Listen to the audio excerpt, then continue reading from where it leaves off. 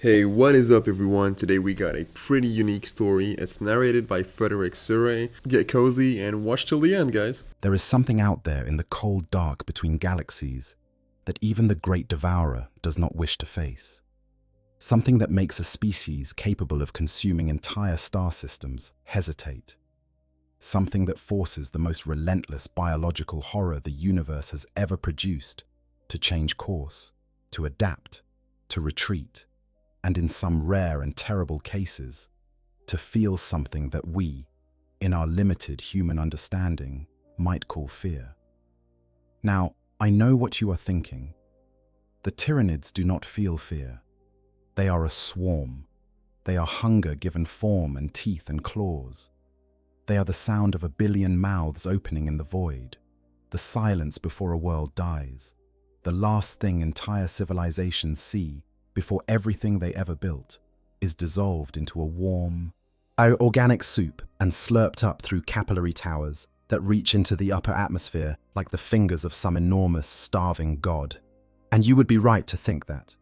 In most encounters, the Tyranids display nothing resembling caution or self-preservation at the individual level.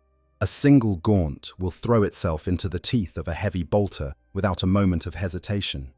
A Carnifex will charge a battle tank knowing full well that the impact will end in its own destruction, because the hive mind has calculated that the expenditure of one organism is worth the elimination of one armored vehicle. It is cold mathematics played out in blood and chitin across 1,000,000 battlefields. But there is a difference between the individual Tyranid organism and the hive mind that controls them all. The gaunt feels nothing because it is nothing more than a nerve ending on the fingertip of something unimaginably vast. The hive mind, however, that ancient, unfathomable intelligence that stretches across the void between galaxies and binds trillions upon trillions of organisms into a single coherent will, that entity is capable of something far more complex than simple hunger. It can plan, it can deceive, it can learn from its mistakes and adapt its strategies with a speed that borders on the miraculous. And most importantly for our purposes tonight, it can recognize threats. Real threats. The kind that make even an intelligence that spans galaxies pause and reconsider its approach. So settle in, get comfortable, and let me take you on a journey through the darkest corners of the Warhammer 40,000 universe. But because tonight, we are going to explore every single thing that makes the great devourer think twice. Every force, every faction, every phenomenon that has ever given the hive mind reason to alter its course, change its tactics, or pull back its tendrils from a target it might otherwise have consumed without a second thought. Some of these threats are ancient beyond measure. Some are born of corruption and madness. Some are forged from cold metal and colder ambition, and at least one of them might not even exist yet. But they are all connected by a single, fascinating thread.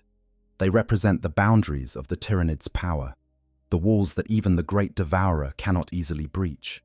And in understanding those walls, we come to understand something profound about the nature of the Tyranid threat itself, and what it might take to actually stop it. Now, I want to be clear about something before we go any further. When I say the Tyranids are afraid of these things, I am not using the word afraid in the way we normally use it. A guardsman is afraid when he hears the chittering of a gaunt in the darkness. A psyker is afraid when the shadow in the warp descends upon their world, and the voices they have relied on their entire life go silent. A mother is afraid when she hears the air raid sirens and knows that the mycetic spores are falling. That is human fear, visceral and personal and immediate. The hive mind does not experience fear like this. What it experiences is something colder, something more calculated, then something that operates on a scale so vast that human psychology has no adequate framework for describing it. Imagine that you are playing a game of chess, and you realize that your opponent has developed a strategy that your current set of pieces cannot counter. You do not feel fear in the emotional sense, but you recognize the threat.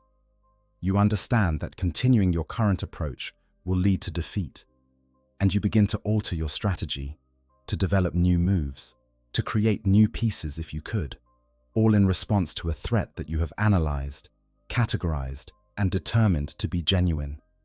That is what the hive mind does when it encounters something that frightens it. It does not scream. It does not flee in panic. It recalculates, and then it adapts. And the adaptations it produces, the new bioforms, the new strategies, yes, the new hive fleets designed to counter specific threats, are the clearest evidence we have of what the Great Devourer considers genuinely dangerous.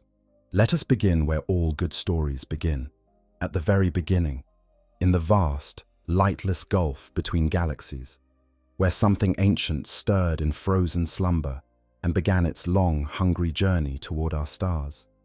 Close your eyes for a moment, if you can, and imagine what that must have looked like from the outside. A cloud of frozen organic matter, the size of a small moon perhaps, drifting through the absolute emptiness between galaxies. No stars within 1,000 light years, no planets, no dust, nothing but the faintest whisper of background radiation and the cold, the merciless, bone-deep cold of a void that has never known the warmth of a sun. And somewhere inside that frozen mass, shielded by layers of ice and chitin and dense biological insulation, a consciousness flickers, not fully awake, not fully asleep, but existing in some twilight state between awareness and oblivion, waiting for a signal, a scent, a flicker of psychic energy that will tell it where to find its next meal. That signal came. We know now what it was and where it originated, but we will get to that in time. For now, the important thing is the image, that frozen mass stirring, the ice cracking, bioships beginning to unfold their atrophied solar sails, catching the faintest trace of starlight from a galaxy still millions of light years away. And somewhere deep inside the mass, in a chamber that had been sealed for an epoch, the hive mind opening its metaphorical eyes and feeling, for the first time in an age, the distant promise of food. Yes, that is our starting point. That is the creature we are trying to understand. Not a monster exactly, though it is monstrous.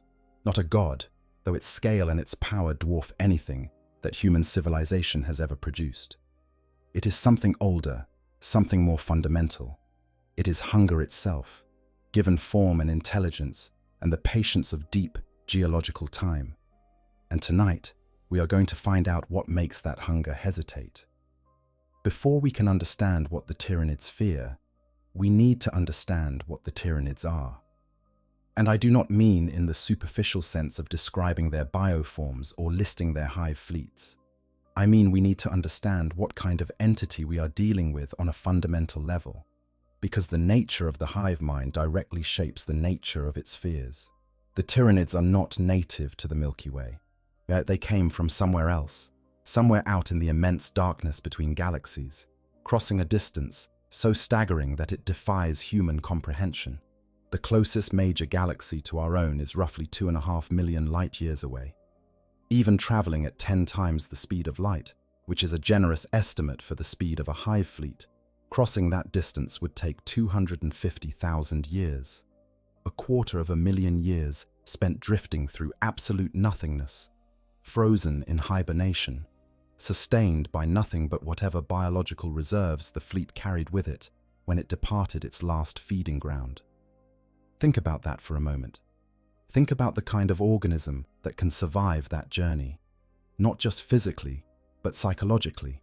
The hive mind is aware on some level during this transit, as it has to be, because the hive fleet needs to navigate, needs to maintain its course, needs to keep its billions of frozen organisms alive in the most hostile environment imaginable.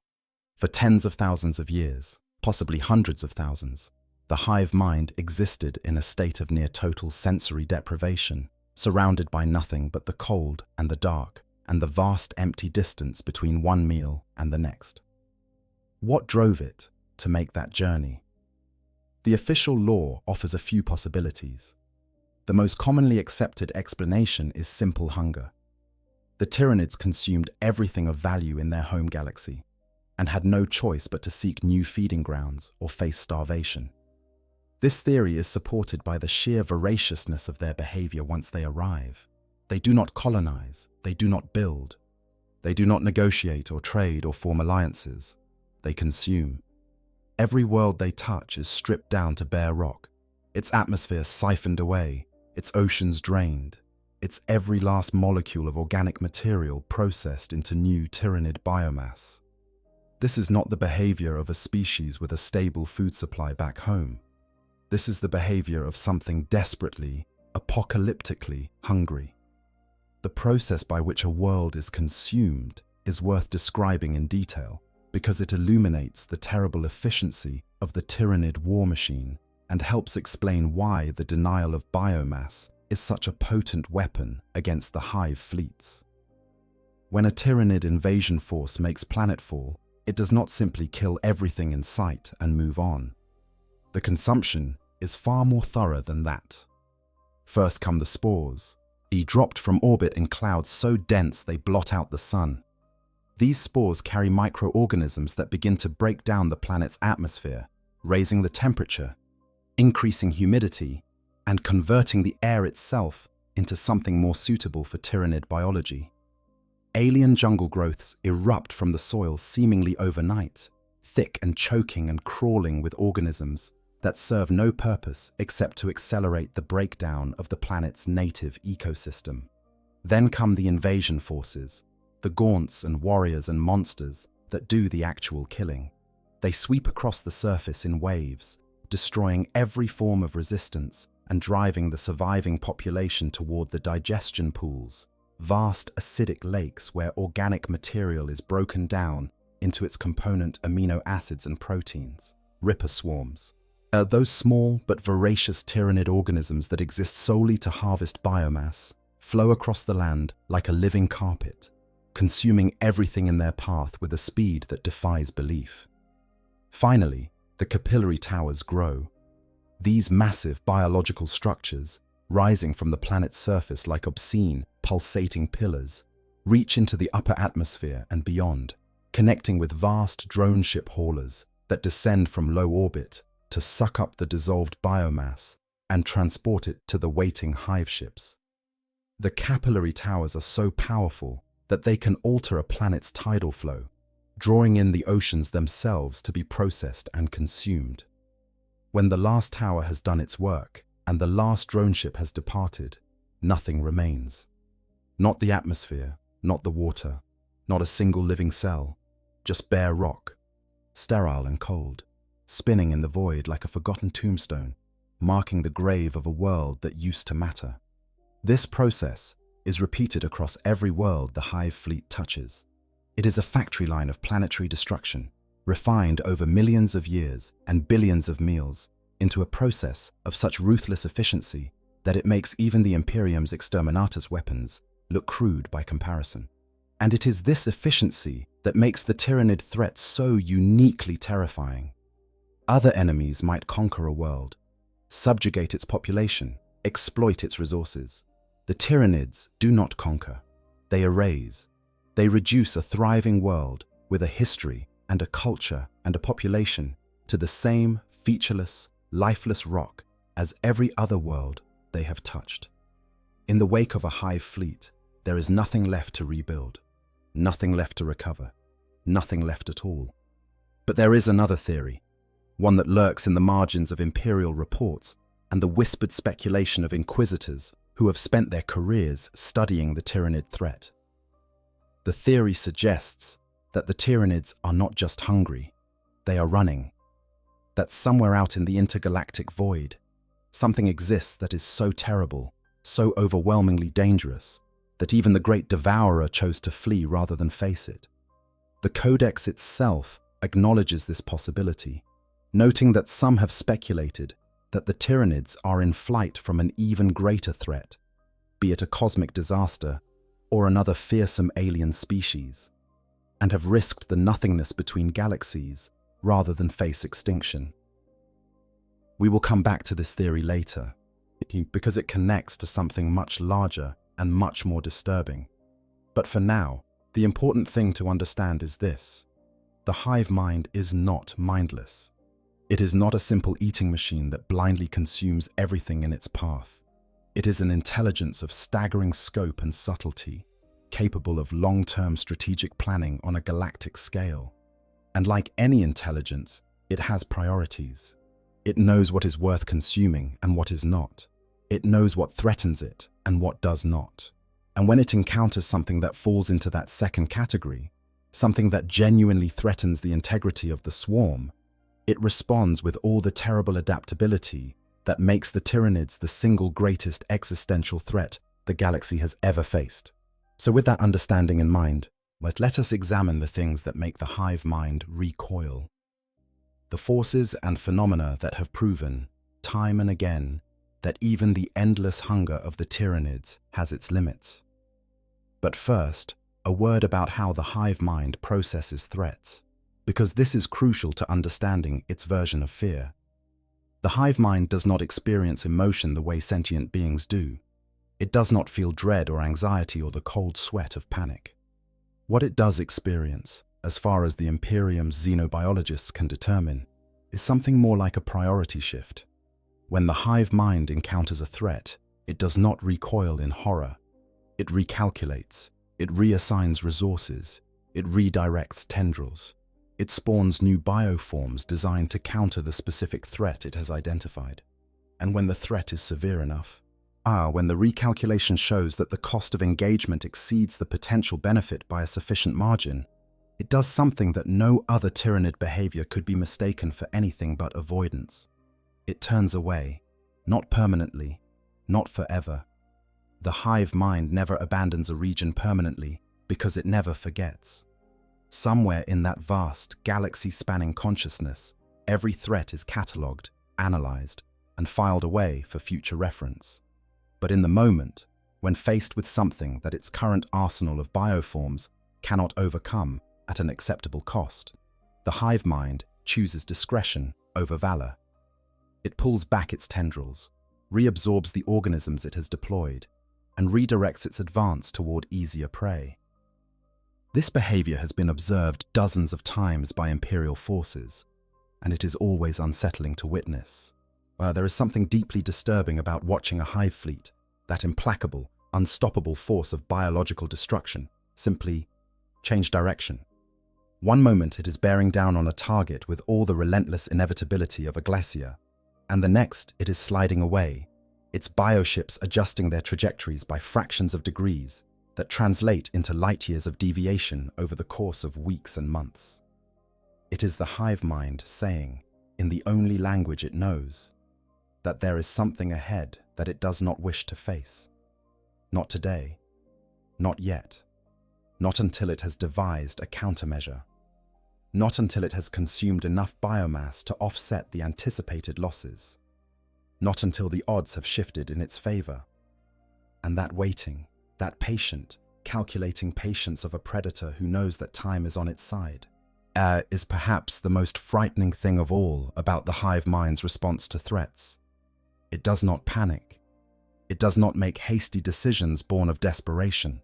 It simply waits and grows and evolves and plans with the serene confidence of an entity that has been playing the long game since before human civilization existed. It knows that the galaxy is not going anywhere. The biomass will still be there in a century, or a millennium, or 10 millennia. The hive mind is patient. It can afford to be. But patience is not the same as invulnerability. And the things that make the hive mind patient, the threats that force it to wait and recalculate rather than charge ahead, are the things that give the galaxy its best chance of survival.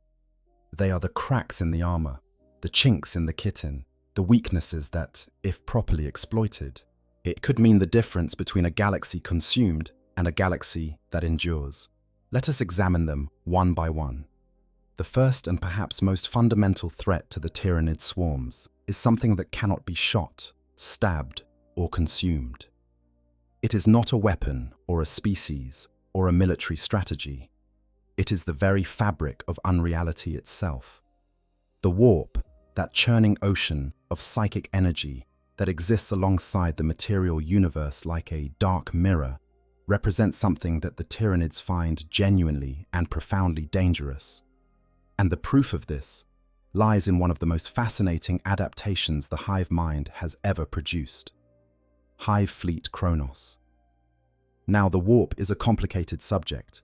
Entire libraries have been written about it. And most of those libraries have subsequently been burned by the Inquisition for containing too much dangerous knowledge. But the basics are straightforward enough for our purposes. The warp is a parallel dimension of pure psychic energy. It is shaped by the emotions and thoughts of living beings, and it is inhabited by entities, demons, that feed on those emotions and seek to manifest in the material universe whenever the boundary between the two dimensions grows thin enough.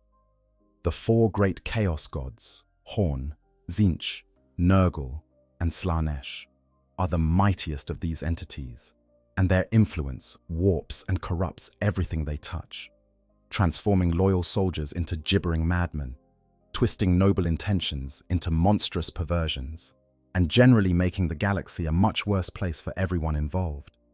The Imperium uses the warp for faster-than-light travel and long-range communication, which is a bit like using a pool of piranhas as a swimming pool. It works, mostly, but the occasional casualty is inevitable. And the forces of chaos use the warp as a staging ground for their invasions of the material universe, pouring through wherever the boundary grows thin enough to permit passage. For the Tyranids, the warp represents something altogether different and altogether more dangerous. To understand why the warp terrifies the hive mind, you need to understand what the Tyranids actually eat. The Great Devourer consumes biomass, organic material, proteins, amino acids, water, minerals, DNA, and everything that makes up living organisms is broken down and reassembled into new Tyranid bioforms in a process of biological recycling that is as efficient as it is horrifying. When a hive fleet finishes with a world, nothing remains but bare, sterile rock. Even the atmosphere is consumed, siphoned up through those massive capillary towers that grow from the planet's surface like grotesque pulsing trees reaching toward the stars. But demons are not made of biomass. Demons are made of warp stuff, of raw psychic energy, given form and malicious intent. When a demon is destroyed, its physical body does not leave behind a corpse that can be consumed. It simply dissolves, its essence returning to the Imperium from whence it came. For the Tyranids, fighting demons is the equivalent of punching smoke. You can destroy them, certainly, or the Tyranids have proven this many times over, but you gain nothing from the victory. No biomass to replenish your losses, no genetic material to study and incorporate into future adaptations. Fighting chaos is, from the hive mind's perspective, a net loss equation.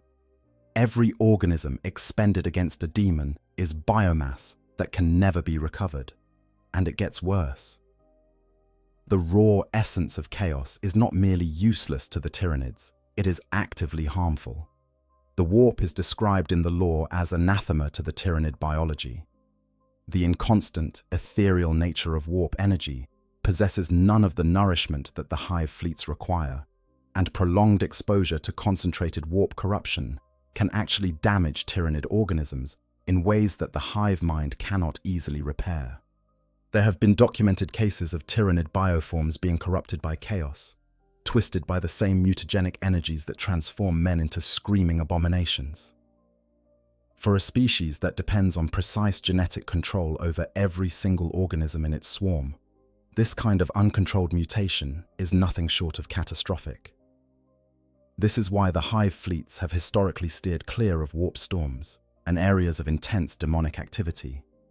The Tyranids will devour almost anything, but they will go out of their way to avoid regions where the barrier between the material universe and the immaterium has grown thin. It is not cowardice, it is cold, calculating self-preservation. The hive mind recognizes that chaos represents a threat it cannot consume, cannot adapt to in the usual way, and cannot ignore. And then the Great Rift tore the galaxy in half. When the Cicatrix Maledictum opened across the breadth of the Milky Way in the wake of Cadia's fall, it fundamentally changed the strategic calculus for every faction in the galaxy. But for the Tyranids, it was an especially severe blow. Entire sectors that had been rich with biomass were suddenly drowning in warp energy. Their populations corrupted, their resources tainted, their very reality bleeding into the Imperium. Vital feeding grounds that the hive fleets had been counting on were suddenly off limits, denied to them not by military resistance, but by the fundamental incompatibility between Tyranid biology and chaos corruption. The hive mind's response was extraordinary. It created Hive Fleet Kronos. Kronos is unlike any other tendril of the Great Devourer. Where most hive fleets are designed to consume, Kronos is designed to cleanse. It follows a coreward path along the line of the Great Rift, seeking out worlds that have been corrupted by chaos and systematically purging them of demonic influence. Not to consume the corruption itself, that remains impossible, but to salvage whatever uncorrupted biomass might remain, and, more importantly, to prevent the spread of the warp from denying even more resources to the swarm. The way Kronos fights is a masterclass in biological adaptation driven by genuine necessity. Because demons thrive in close combat, where their ferocity and their immunity to conventional morale effects give them a devastating advantage, Kronos has developed bioforms that specialize in ranged warfare. Its swarms are packed with termagant broods armed with enhanced weaponry, Tyranid warriors carrying devastating long-range biocannons like the Balathorn cannon, and artillery organisms capable of bombarding enemy positions from well outside melee range. Kronos refuses to engage the forces of chaos at close range whenever possible, maintaining a disciplined distance that no other hive fleet has ever demonstrated. But the most remarkable weapon in Kronos' arsenal is not a biological weapon at all. It is the shadow in the warp, amplified to an intensity that no other hive fleet has ever achieved. All Tyranid fleets project some degree of psychic interference, a suffocating blanket of synaptic energy that disrupts warp travel, scrambles astropathic communication, and drives psychers to madness. But Kronos turns this up to such an extreme degree that it can actually close warp rifts.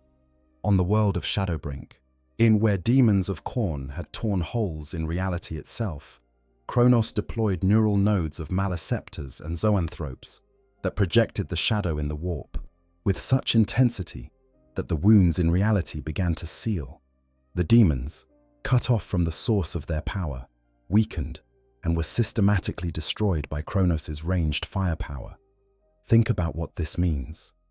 The hive mind was so threatened by the encroachment of chaos that it devoted an entire hive fleet, billions upon billions of organisms, to the sole purpose of fighting something it cannot eat. Kronos does not generate biomass from its victories. It fights at a permanent loss, sustained only by offerings from its parent fleet, Leviathan, which has begun leaving partially consumed worlds in Kronos' path specifically so that the anti-chaos fleet can feed. Well, this is an arrangement of almost unprecedented cooperation between hive fleet tendrils, a sign of just how seriously the hive mind takes the threat of the warp. The creation of Kronos is, in many ways, the clearest evidence we have that the hive mind experiences something we might recognize as fear. Not the blind, instinctive fear of a prey animal, but the cold, strategic fear of an intelligence that recognizes an existential threat and mobilizes every resource at its disposal to counter it. The warp cannot be consumed. It cannot be adapted to. It corrupts everything it touches. And with the opening of the Great Rift, it is spreading faster than ever before. There is something almost tragic about Kronos, if you can bring yourself to feel sympathy for a bioweapon the size of a star system. Here is a hive fleet that will never feast. It will never know the satisfaction of stripping a world bare and carrying its bounty back to the Norn Queens for processing into new life. Every battle it fights is a sacrifice. Every organism it expends is a gift from its parent fleet that will never be repaid. Kronos is the hive mind's donation to a cause that offers no return, a tithe paid to the universe in exchange for the continued viability of its feeding grounds. And the battles Kronos fights are among the most spectacular and terrifying in the entire setting. On Shadowbrink, The clash between Hive Fleet Kronos and the demonic legions of Horn played out like a collision between two fundamentally incompatible visions of the universe. On one side, the demons of the Blood God, creatures of pure rage and violence, are charging across the blasted landscape with their brass axes and their screams of eternal fury, their very existence sustained by the outpouring of psychic energy from the open warp rifts behind them. On the other side, the cold, disciplined formations of Kronos, ranks upon ranks of termagants laying down a withering storm of biological projectiles, Hive Guard lobbing impaler cannon rounds over defensive lines of Tyranid warriors, artillery organisms sending salvos of spore mines arcing through the air to detonate among the charging demons in clouds of toxic spores and corrosive acid. The demons charged. Kronos held its ground. And then, as the daemonic legions threw themselves against the Tyranid lines, the psychic organisms at the heart of each formation, the maleceptors and zoanthropes that served as nodes of the hive mind's power, but began to concentrate the shadow in the warp with an intensity that had never been recorded before. The air itself seemed to thicken, to congeal, to press down upon the battlefield like a physical weight. The warp rifts that had been pouring demonic reinforcements onto the planet's surface began to waver. Their edges grew fuzzy, indistinct. The flow of demonic energy stuttered and slowed. And then, one by one, the rifts began to close. The demons, cut off from the source of their power, began to weaken. Their physical forms flickered and faded, becoming translucent, insubstantial, like images projected on smoke. And honestly, this is one of the reasons I fell in love with this corner of the lore in the first place, because when you really sit with it, the Tyranids are the only faction in 40k that makes every other faction look sympathetic by comparison. Like, I genuinely root for the orcs during Octarius. The orcs, I'm sitting here hoping the green football hooligans of the galaxy manage to hold their ground against the space locusts. And that is not a sentence I ever thought I would say out loud on this channel, but that is what good writing does to you. It reframes everything. Suddenly the Necrons are not just scary metal skeletons, they are the galaxy's last hope for a hard counter. Suddenly Cryptman is not just a war criminal. He is a desperate man making impossible choices that I'm not sure I could make. And the hive mind itself stops being just a big scary monster, it becomes something almost tragic. This ancient intelligence that has been running and eating and running and eating for longer than most civilizations have existed. And you start to wonder if it even remembers why it started. That is what keeps me coming back to this lore. It is never as simple as good versus evil. Even the hungriest thing in the galaxy has something it cannot swallow. But anyways, that's just my 2 cents. Let's get back to the video. Khorne's mightiest champions, creatures that had been tearing through the Tyranid lines with unstoppable fury moments before, began to stumble, their blows losing force, their screams losing volume. But the shadow in the warp was suffocating them, smothering the psychic energy that sustained their existence in the material universe, forcing them back through the closing rifts and into the Imperium from which they had emerged. Slowly, methodically, relentlessly, Kronos erased the demonic presence on Shadowbrink. Not through brute force, not through overwhelming numbers, but through the application of a power that no other force in the galaxy possesses, the ability to silence the warp itself, to impose order on chaos, to close the wounds in reality through sheer psychic pressure and the coordinated will of trillions of organisms acting as one. It was a victory, but it was a costly one. Kronos gained nothing from the engagement except the preservation of potential future feeding grounds, and even that gain was uncertain. As because the worlds purged by Kronos are not immediately usable by the hive fleets. They are often devastated, their ecosystems destroyed, their populations dead or corrupted beyond recovery. Kronos does not clean up after itself. It simply removes the chaos corruption and moves on, leaving the reclamation of the world's resources to whatever force, imperial or otherwise, gets there first. The Night Lords, those ancient and malicious chaos space marines who specialize in terror warfare and guerrilla tactics, learned the hard way that Kronos is not a force to be trifled with. A Night Lord's hunting pack had been using a tortured astropath as a psychic beacon, broadcasting the dying Psyker's screams into the warp to lure lost ships into an ambush. When a tendril of Kronos converged on the beacon, the Night Lords attempted to redirect the Hive fleet through hit-and-run attacks, hoping to lure it away from their prey. But Kronos refused to be distracted. It dispersed its biovessels, laying traps of its own, and methodically closed in on the source of the psychic signal. Unable to lure the Tyranids away from their target, the Night Lords were forced to retreat, abandoning their hunting ground and their prize, rather than face a Hive fleet specifically designed to destroy everything they were. The Thousand Sons, servants of Tzinch and masters of sorcery, have fared no better. Warbands from the cult of manipulation attempted to preemptively strike at Kronos by immolating worlds in sacrificial rituals before the Hive fleet could reach them, hoping to deny the Tyranids biomass while simultaneously strengthening the warp presence in the region.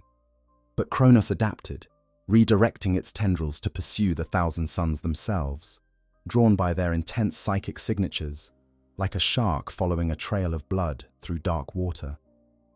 The sorcerers of Tzinch, accustomed to manipulating lesser foes through cunning and deceit, found that their tricks were useless against an opponent that simply did not care about anything except the destruction of warp-tainted targets.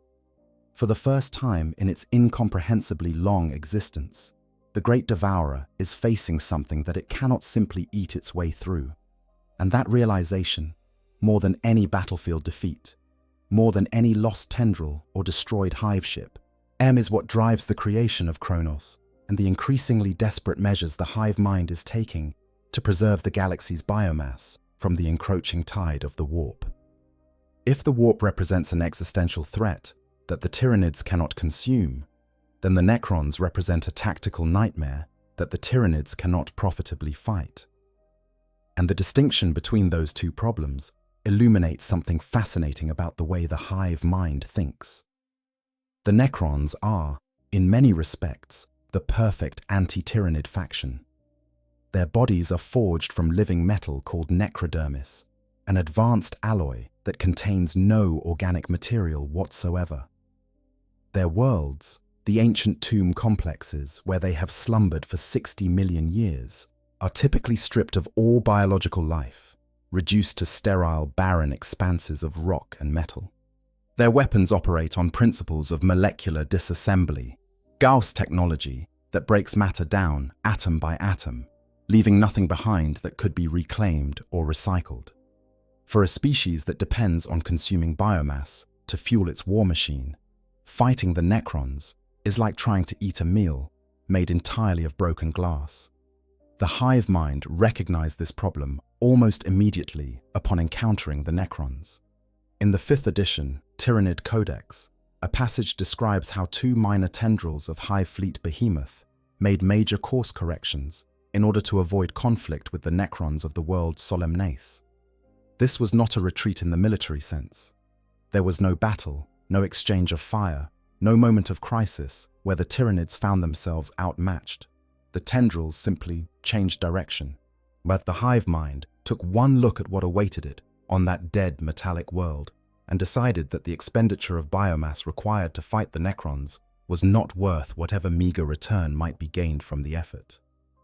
This is the cold logic of the predator, the same instinct that keeps a wolf from attacking a porcupine when there are deer nearby. The Tyranids are not afraid of the Necrons in the way that a human soldier might be afraid of an enemy army. They simply recognize that the Necrons represent a poor return on investment.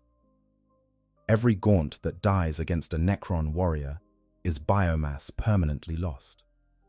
Every bioship that engages a Necron fleet expends ammunition and energy that cannot be replenished from the wreckage. And the Necrons themselves, those implacable metal warriors with their self-repairing bodies and their horrifying weapons, are simply too durable, too resilient, and too fundamentally inedible to be worth the trouble. But there is more to the Necron threat than simple tactical inefficiency. The Necrons possess technology that actively threatens the hive mind on a level that few other factions can match. Their Gauss weapons do not merely kill Tyranid organisms, they disintegrate them, stripping away layer after layer of biological material until nothing remains but a cloud of dissociated atoms. For the Tyranids, who normally reclaim the biomass of their fallen through ripper swarms and digestion pools, this is devastating. A Tyranid killed by a bolter round can be recycled. A Tyranid killed by a Gauss flare cannot. The biomass is simply gone, permanently removed from the swarm's reserves. And then there is the Necron's anti-psychic technology.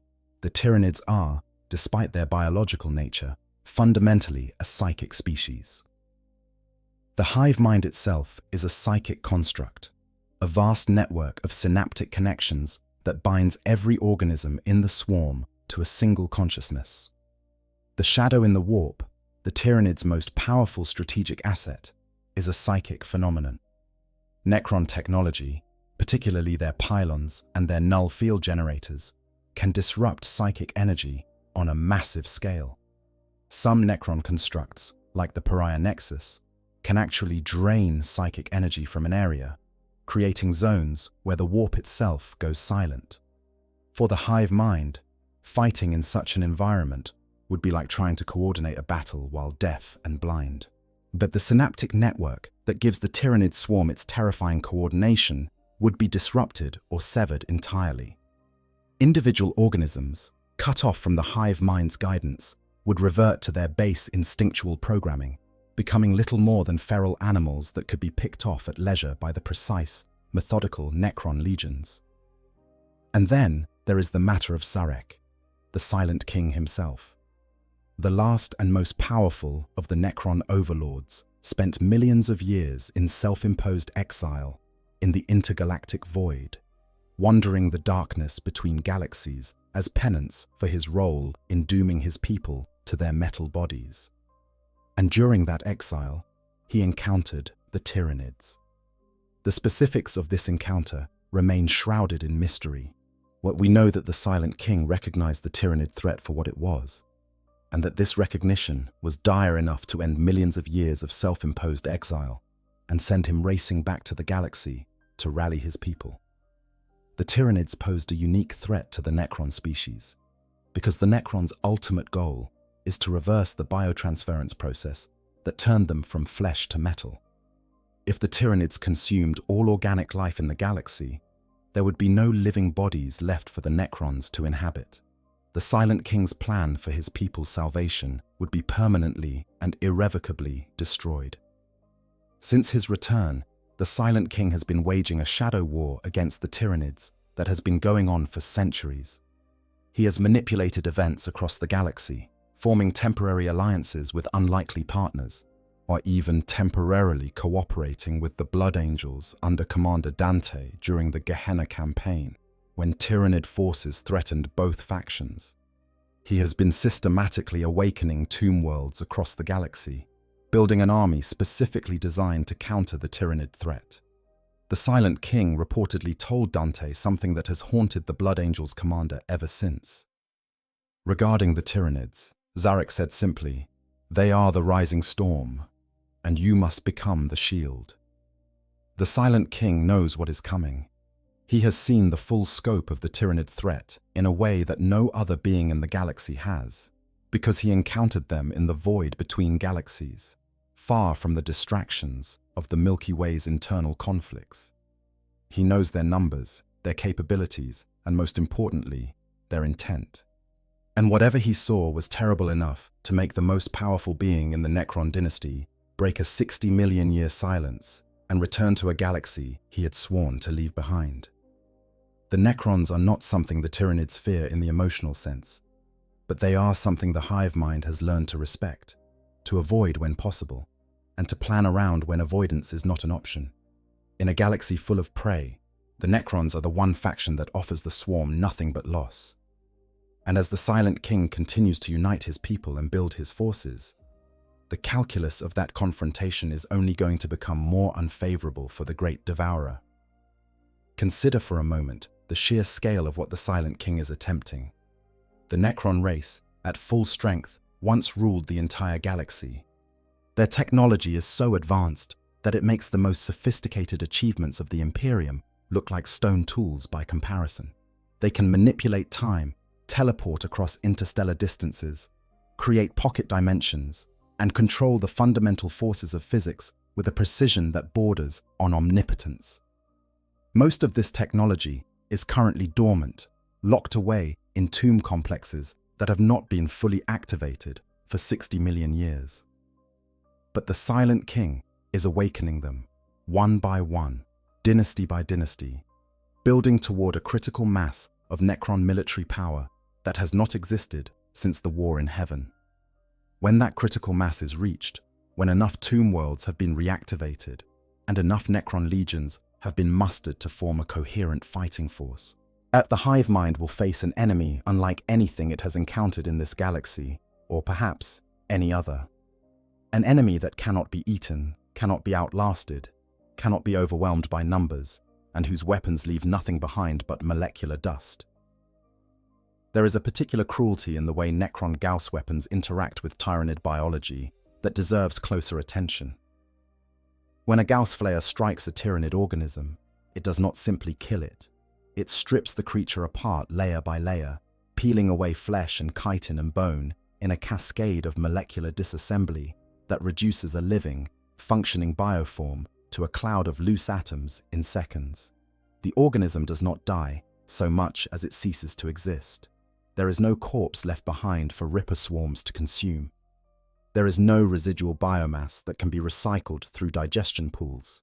The creature and all the precious organic material it was made from is simply gone, permanently removed from the biosphere. For a species that is fundamentally built on the principle of recycling, this is devastating. The Tyranid war machine has no scrap, no waste, no lost material under normal circumstances. Everything is reused. A gaunt that falls in battle is consumed by rippers, dissolved in digestion pools, and reconstituted into new organisms within hours. Even the ammunition fired by Tyranid bioweapons is living matter that can theoretically be recovered and recycled. The entire system is designed around zero-waste consumption, a closed loop of biological efficiency that would be the envy of any engineer. Gauss weapons break that loop. They punch a hole in the recycling system and let biomass drain away into nothingness. And the more Tyranids that die to Gauss fire, the bigger that hole becomes, until the hive fleet is losing material faster than it can replenish it. It is economic warfare on a biological scale, and the Necrons are the only faction in the galaxy that can wage it consistently. And now consider that the Silent King is not content to simply defend against the Tyranids. He is actively hunting them. During the Gehenna campaign, Zarek orchestrated a complex series of events that brought the Blood Angels and Necrons together in a temporary alliance against a Tyranid invasion force. The alliance was tense. Neither side trusted the other, and both were prepared to betray their partner at the earliest opportunity. But it worked. The Tyranid force was destroyed, and the Silent King used the opportunity to deliver a message to Commander Dante of the Blood Angels that has shaped Imperial strategy against the Tyranids ever since. The Silent King is patient in a way that no mortal being can comprehend. He has been planning for millions of years. He has seen things in the intergalactic void that no other being in the galaxy has witnessed. And his single-minded focus on the Tyranid threat suggests that he views the Great Devourer not as one threat among many, but as the threat, the one that must be stopped before all others, because if the Tyranids succeed, everything else becomes irrelevant. The hive mind may not understand the full scope of what it faces in the Necrons. It has encountered their warriors and found them difficult to fight. It has encountered their worlds and found them barren of biomass. But it has not yet faced a fully awakened Necron dynasty, backed by the strategic genius of the Silent King, and armed with the full arsenal of technologies that the Necrontyr developed over the course of their ancient civilization. When that day comes, and it will come, the hive mind may discover that the scattered tomb worlds it has been so carefully avoiding were merely the outposts of an empire that makes even the Great Devourer look small. There is a primal simplicity to the orcs that most species in the galaxy find either endearing or terrifying. depending on their proximity to the nearest greenskin warband. The orcs are, in the most basic terms, a species engineered for one thing and one thing only: war. They live for it. They breathe it. Their entire biology, their culture, their psychology, everything about them is oriented toward the pursuit of bigger, louder, more spectacular violence. They are the galaxy's eternal optimists, a species that greets every catastrophe with a grin and every challenge with a bellowing war cry that shakes the ground beneath their feet. And for the Tyranids, this presents a problem that is as fascinating as it is dangerous. The orcs were created by the Old Ones, those ancient and mysterious beings who shaped much of the galaxy's biology during the War in Heaven millions of years ago. The Old Ones designed the orcs to be the perfect shock troops, organisms that would never stop fighting, never stop growing, never stop adapting to new threats. They succeeded beyond their wildest expectations. The orcs are arguably the most successful species in the galaxy, outnumbering every other faction by orders of magnitude, thriving in environments that would kill most other organisms, and reproducing through a spore cycle so robust that once a world has been touched by orcs, it will produce new greenskins for generations, even if the original population is completely destroyed. On the surface, the orcs should be ideal prey for the hive fleets. They are abundant, numbering in the untold trillions across the galaxy. They are made of organic material, rich in the proteins and genetic diversity that the Tyranids crave. Their technology, while crude by most standards, incorporates biological elements that the hive mind could theoretically study and adapt. And they tend to gather in enormous concentrations, their empires sprawling across entire sectors, and offering the kind of dense biomass jackpot that should make any hive fleet salivate. But here is the catch. The orcs get stronger the more you fight them. It is baked into their biology, into the fundamental genetic programming that the Old Ones engineered into them millions of years ago. When orcs fight, they grow, physically larger, more aggressive, more cunning, more dangerous. An orc who has been fighting for years is a vastly different creature from a newly sprouted greenskin. The biggest and most powerful orc war bosses are the ones who have survived the most and the hardest battles, and they can grow to truly terrifying proportions, towering over even space marines in their bulk and ferocity. This creates a feedback loop that the hive mind has learned to dread. When a hive fleet engages an orc empire, the initial engagements might go well. The swarm's overwhelming numbers and biological adaptability give it an early advantage. But as the war drags on, the orcs begin to adapt in their own way. Not through the careful, directed evolution of the hive mind, but through the brute force, natural selection of constant warfare. The weak orcs die. The strong ones survive and grow stronger. And as they grow stronger, they fight harder, which makes the survivors even stronger, which makes the fighting even harder, and on in an escalating spiral of violence that has no natural ceiling. The biology behind this is worth exploring for a moment, because it reveals just how deep the problem runs for the hive mind. Orc physiology is unlike anything else in the galaxy. While their cells are suffused with a photosynthetic organism that gives their skin its distinctive green color and allows them to regenerate from wounds that would kill any other species. An orc that loses a limb can grow it back.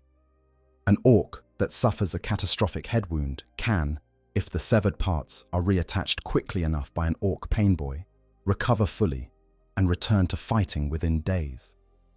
And most importantly, orc growth is directly proportional to the amount of fighting an individual does. The hormones and chemical triggers that drive orc physical development are activated by combat stress. More fighting equals more growth, with no apparent upper limit.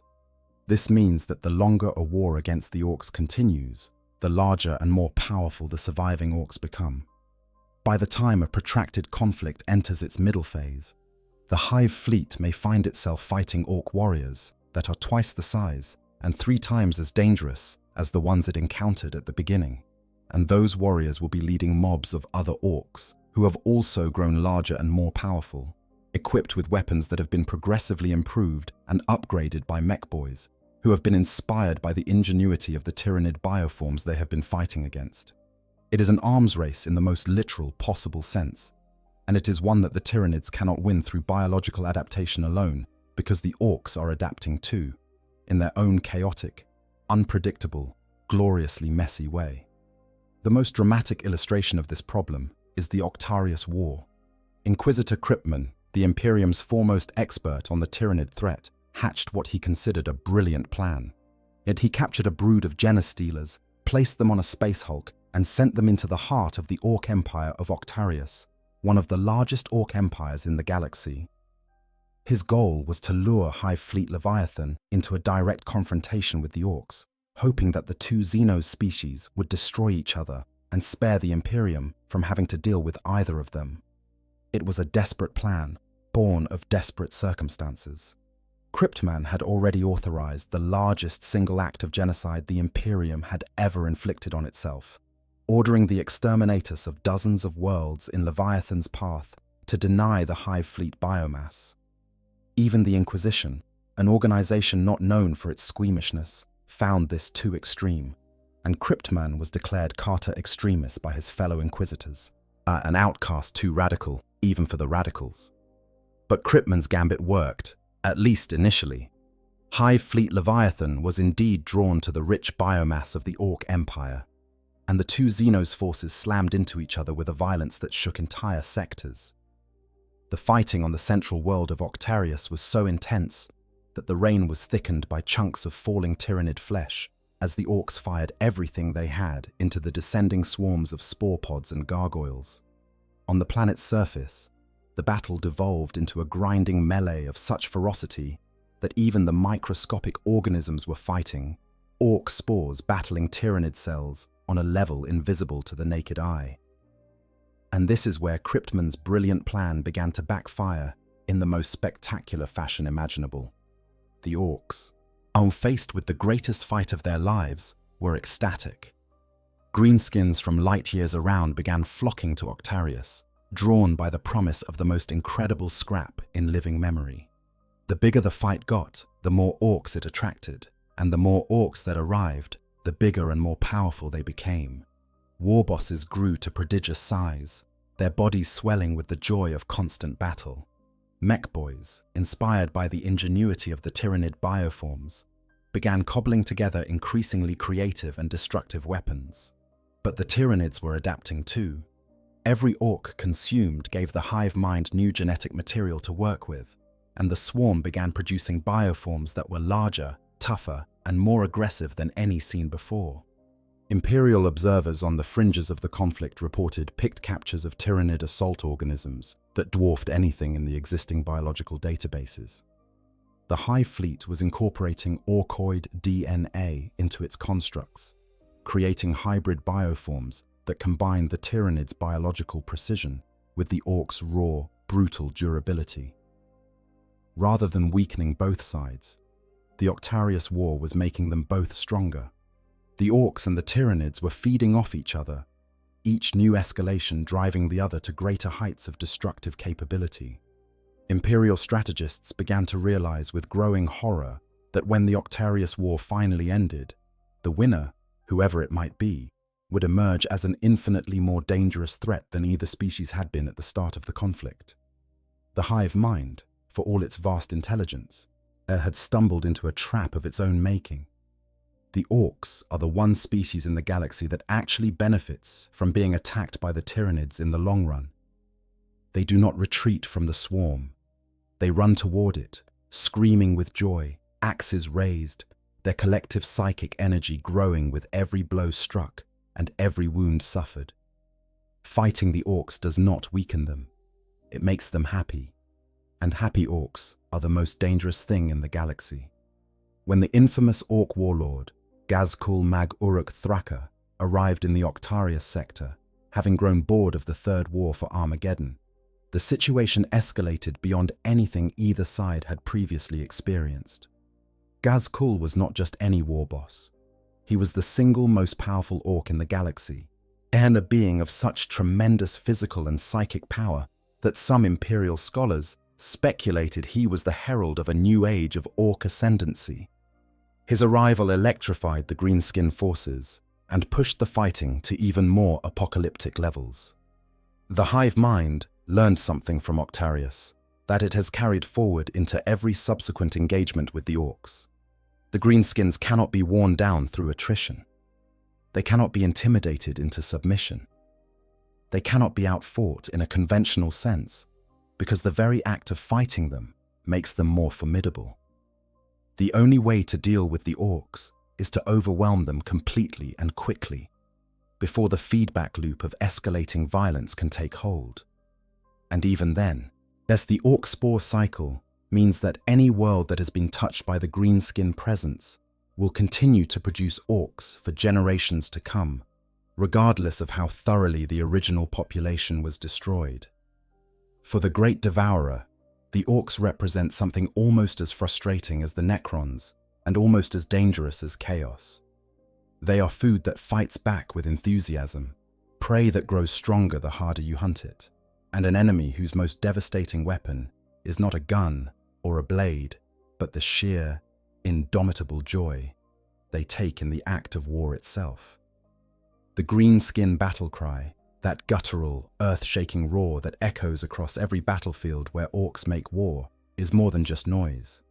It is a psychic phenomenon, a manifestation of the collective will of the orc species made audible. When enough orcs gather in one place and begin to fight with sufficient enthusiasm, their shared psychic field, the gestalt energy that makes their ramshackle technology function against all laws of physics, begins to intensify. Reality itself bends around them, and their crude weapons hit harder, their patchwork armor holds tighter, and their already impressive durability increases to levels that should be biologically impossible. The hive mind cannot adapt to this. You cannot evolve a defense against an enemy whose power comes from their own happiness. You cannot develop a bioweapon that targets joy. The fundamental incompatibility between the Tyranid approach to warfare, which is cold, calculated, efficient, and the orc approach, which is loud, joyful, wasteful, and above all else, fun, creates a dynamic that the hive mind finds enormously difficult to navigate. On the world of Gorala, within the Octarius system, the Tyranids found themselves vastly outnumbered by orcs for the first time since entering the sector. Sensing that a war of attrition would end in their deaths, the swarm adopted a tactic of stalking and attacking only isolated orc patrols, picking off small groups and retreating before reinforcements could arrive.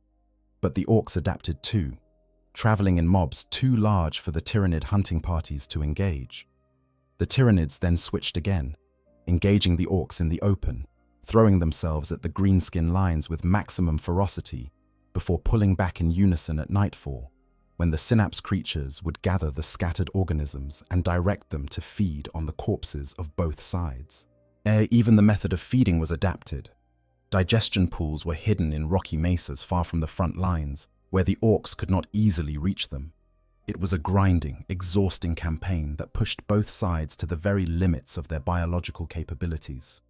When the orc war boss of Gorala was finally killed, the greenskin forces collapsed into infighting and were systematically destroyed.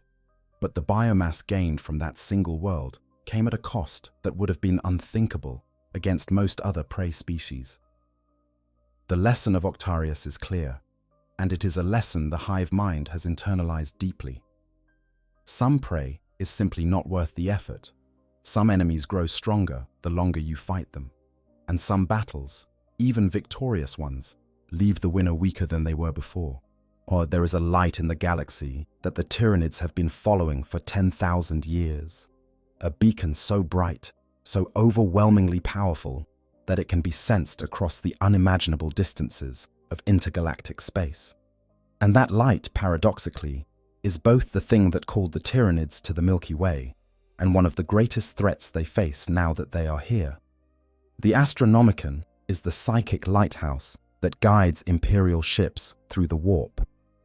Powered by the combined might of the Emperor of Mankind and the 10,000 psychers of the Adeptus Astronomica, who sacrificed their lives to fuel it. The Astronomicon is the single most powerful psychic signal in the galaxy. It is the foundation of Imperial civilization, the one thing that makes interstellar travel and communication possible across the vast distances of the Imperium. Without it, the Imperium of man would fragment into 1,000 isolated pockets, each one helpless against the threats that surround it. But the Astronomicon is also a dinner bell, and it has been ringing for 10,000 years. The story of how the Tyranids first became aware of the Milky Way is one of the most chilling pieces of background lore in the entire setting. During the Horus Heresy, 10,000 years before the current timeline, loyalist forces on the world of Sotha were defending a device called the Pharos. The Pharos was an ancient Xenos artifact, constructed by the Necrons millions of years ago, that functioned as a smaller version of the Astronomicon, a psychic beacon capable of guiding ships through the warp. Yet the loyalist Primarch Rabut Gilliman had been using the Pharos to coordinate his forces in the region, drawing scattered loyalist elements to his new secondary empire, Imperium Secundus. When the Night Lords, those cruel and twisted sons of the traitor Primarch Conrad Curzay, attacked Sotha in force, the defenders were faced with a terrible choice. Rather than let the Pharos fall into traitor hands, Warsmith Barabbas Dantioch overloaded the device, creating a massive psychic burst that scattered the Night Lord's fleet and saved the loyalist position. It was an act of extraordinary courage and sacrifice, but it had consequences that no one could have foreseen. That psychic burst traveled outward from Sotha at the speed of thought, expanding in every direction, crossing the boundary of the galaxy and continuing on into the vast, as empty darkness of intergalactic space. And somewhere out there, in the cold void between galaxies, something heard it. Something that had been drifting in frozen hibernation for an unfathomable span of time, its vast consciousness reduced to the barest flicker of awareness, just enough to detect the faintest whisper of psychic energy across the immense distances of the void. The epilogue of the Horus Heresy novel, Pharos, by Guy Haley, describes this moment. Although the entities are not named directly, they are unmistakably Tyranid hive ships, stirring from their ancient slumber, turning their attention toward the distant galaxy from which that psychic signal originated. Turning and beginning to move. It took them nearly 10,000 years to arrive. 10,000 years of patient, of a relentless movement through the absolute darkness between galaxies. But they came. Hive Fleet Behemoth, the first major hive fleet to assault the Milky Way, arrived in the eastern fringe in 745 and 41 and immediately began consuming everything in its path with a ferocity that suggested eons of accumulated hunger. And this is where the situation becomes especially troubling for the hive mind, because the psychic beacon that drew the Tyranids to the galaxy in the first place is still shining. The Astronomicon continues to blaze like a supernova in the psychic spectrum, visible from one end of the galaxy to the other and far beyond. Every Tyranid fleet that enters the galaxy is drawn toward it, following that irresistible psychic signal like moths circling a flame. The Fourth Tyrannic War, currently raging in the Segmentum Pacificus, sees Hive Fleet Leviathan driving directly toward the Segmentum Solar, toward Terra, toward the source of that blinding light. But here is the thing that the hive mind may not fully understand. The Emperor of Mankind is not merely a beacon.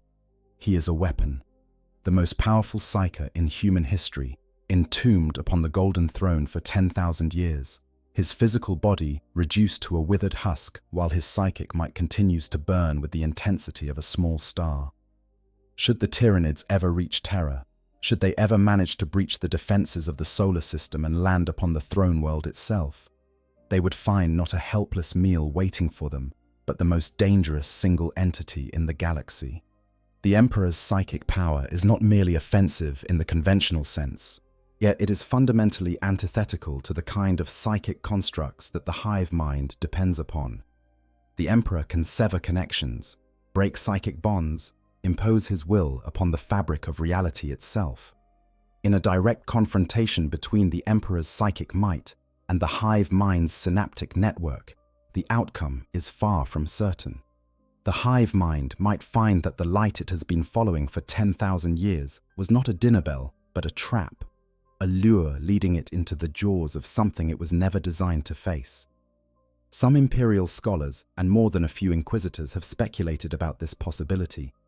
They suggest that the emperor, even in his seemingly comatose state, may be aware of the approaching Tyranid threat and may have been taking steps to prepare for it in ways that are invisible to human understanding. The notion is heretical by the standards of some branches of the imperial faith, but it persists nonetheless. A whispered hope that the master of mankind has one final card to play against the great devourer. There is an argument to be made that the Astronomicon is not just a beacon, but a weapon in its own right. Consider the shadow in the warp, the Tyranid's most powerful psychic emanation. The shadow disrupts warp travel and communication, yes, but it also causes fear, despair, and madness in psychically sensitive beings. It is, at its most basic level, a projection of the hive mind's psychic presence into the local warp space. Now imagine that projection colliding with the Astronomicon, a psychic signal of such overwhelming power that it guides ships across an entire galaxy. Yet the interaction between these two psychic phenomena is poorly understood, but there are indications that the Astronomicon can partially penetrate the shadow in the warp in ways that other psychic signals cannot. During the Third Tyrannic War, when Hive Fleet Leviathan was bearing down on the Blood Angels' homeworld of Baal, the shadow descended upon the entire region, cutting off communication and travel for worlds across multiple sectors. But reports from the front lines indicate that the Astronomicon, while weakened and distorted by the shadow, never completely disappeared. Navigators aboard Imperial ships could still detect it, however faintly, even in the deepest reaches of the shadow's influence. It was like a candle glimpsed through a snowstorm, dim and flickering but never quite extinguished. This resilience is significant. The Astronomicon is not merely a psychic signal. It is an expression of the Emperor's will, focused and amplified through the sacrifice of thousands of psychers. And the Emperor's will, even in his diminished state, may be far more formidable than anyone in the Imperium fully comprehends. If the Emperor is capable of projecting his consciousness through the Astronomicon, of reaching out across the galaxy with the force of his psychic might, then the Tyranids are not merely following a beacon to its source. They are approaching the lair of the most powerful psychic entity in human history, an entity that has already demonstrated the ability to project his power across interstellar distances, to speak through the mouths of the faithful, and to intervene in critical moments through the manifestation of what the Imperium calls living saints, individuals who channel the Emperor's power with such intensity that they become something more than human. The Battle of Baal itself offers a tantalizing glimpse of what might happen when the hive mind and the Emperor's power come into direct conflict. As Leviathan's swarm descended upon the Blood Angels' homeworld, something extraordinary happened. The Great Rift tore through the region, and with it came not the corrupting influence of chaos, but a host of cornate demons, led by the bloodthirster Karbanda, that fell upon the Tyranid swarm with savage fury. Was this a coincidence? A random fluctuation of the warp that happened to benefit the defenders? Or was it something more deliberate? A manipulation of the immaterium by a power great enough to direct the enemies of mankind against each other? We cannot know for certain, but the timing was suspiciously convenient. And the arrival of Robert Guilliman's Indomitus Crusade fleet shortly thereafter, bearing Primaris Space Marine reinforcements that turned the tide of the battle, suggests a level of coordination that goes beyond mere chance. The hive mind may not fully understand the nature of the power it is approaching. It senses the Astronomicon as a signal, a lure, a promise of immense psychic energy that might, from the hive mind's perspective, represent either a vast feeding opportunity or a deadly trap. But the closer the hive fleets get to Terra, the more likely it becomes that the Emperor's true nature will be revealed. And when that moment comes, the great devourer may discover that the brightest light in the galaxy is not a flame to be consumed, but a star that will burn anything that comes too close. The Imperium of man is a bloated, decaying edifice of bureaucracy and brutality, a civilization of 1,000,000 worlds held together by faith, fear, and the sheer stubborn refusal to die. It should, by all rational assessment, be easy prey for the Tyranids. Its armies are vast but poorly coordinated, its technology is stagnant, its leadership fractured, its resources stretched thin across a galaxy-spanning domain that is assailed on every side by threats both internal and external. And yet, the Imperium has defeated hive fleets, not easily, not without staggering cost, but it has done it, and more than once. And the lessons learned from those victories tell us something important about what the hive mind finds difficult to overcome. The First Tyrannic War and the Battle of Macragge in 745 M41 was the Imperium's baptism of fire against the Tyranid threat, and it very nearly ended in disaster. Hive Fleet Behemoth ploughed into the eastern fringe with all the subtlety of a battering ram, consuming world after world in its relentless advance toward Ultramar. The research station on Tyran Primus was the first to fall, its Adeptus Mechanicus garrison overwhelmed so quickly that the only surviving record of the attack was a data codex hidden 3,000 meters below the surface by a desperate Magos in his final moments. It was Inquisitor Cryptman who found that codex and pieced together the nature of the threat. Racing ahead of the Hive fleet, he reached Macragge and delivered his warning to Chapter Master Marnus Calgar of the Ultramarines. What followed was one of the most desperate and costly battles in Imperial history. In space, the Tyranid bioships threw themselves at the Macragge defense fleet in wave after wave, each assault more ferocious than the last. The mighty battle barge Caesar was among the first major losses. By the 9th wave, Macragge's orbital defense stations had been reduced to spinning debris. On the ground, the fighting was even more savage, with the Tyranid swarms pressing against the polar fortresses of Macragge with such relentless fury that the defenders were driven back step by step, fighting for every corridor, every room, every inch of ground.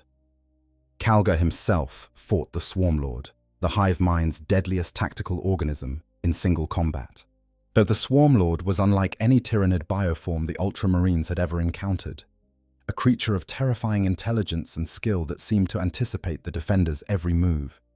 It was as if the hive mind had concentrated its entire strategic capability into a single organism, a walking command post that directed the swarm with the precision of a master general, while simultaneously being one of the most lethal close combat organisms in the galaxy.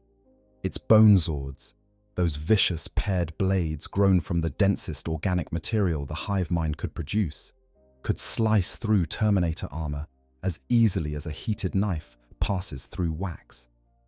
Calgar survived his encounter with the Swarmlord, but barely. The chapter master of the Ultramarines was grievously wounded, his body broken in multiple places, his legendary power fists shattered, his armor cracked and leaking.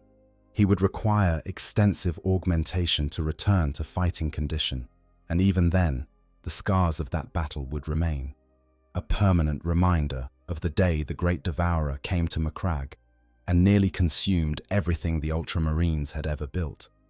But the price paid by his chapter was staggering. The entire first company of the Ultramarines, their elite Terminators, was wiped out to the last man defending the northern polar fortress. It would take over a century for the chapter to fully replace those losses. The turning point came in space, when Calgar pursued the retreating Tyranid fleet to the ringed world of Circe, where the Tyranids had hidden a second fleet among the planet's rings. An ambush within an ambush. But the timely arrival of Battlefleet Tempestus, the entire major fleet of the Segmentum Tempestus, caught the Tyranids in a vice. Even then, the Tyranids had numerical superiority, and the battle might have been lost if not for the heroic sacrifice of the Emperor-class battleship Dominus Astra. Charging into the heart of the Tyranid fleet, the massive warship detonated its warp drives, creating a cataclysmic vortex that dragged both the battleship and the entire Tyranid fleet into oblivion. The hive mind learned something from Macragge that changed its approach forever. Brute force, the simple, overwhelming charge that Behemoth had favored, was not always sufficient against a determined and well-coordinated defender.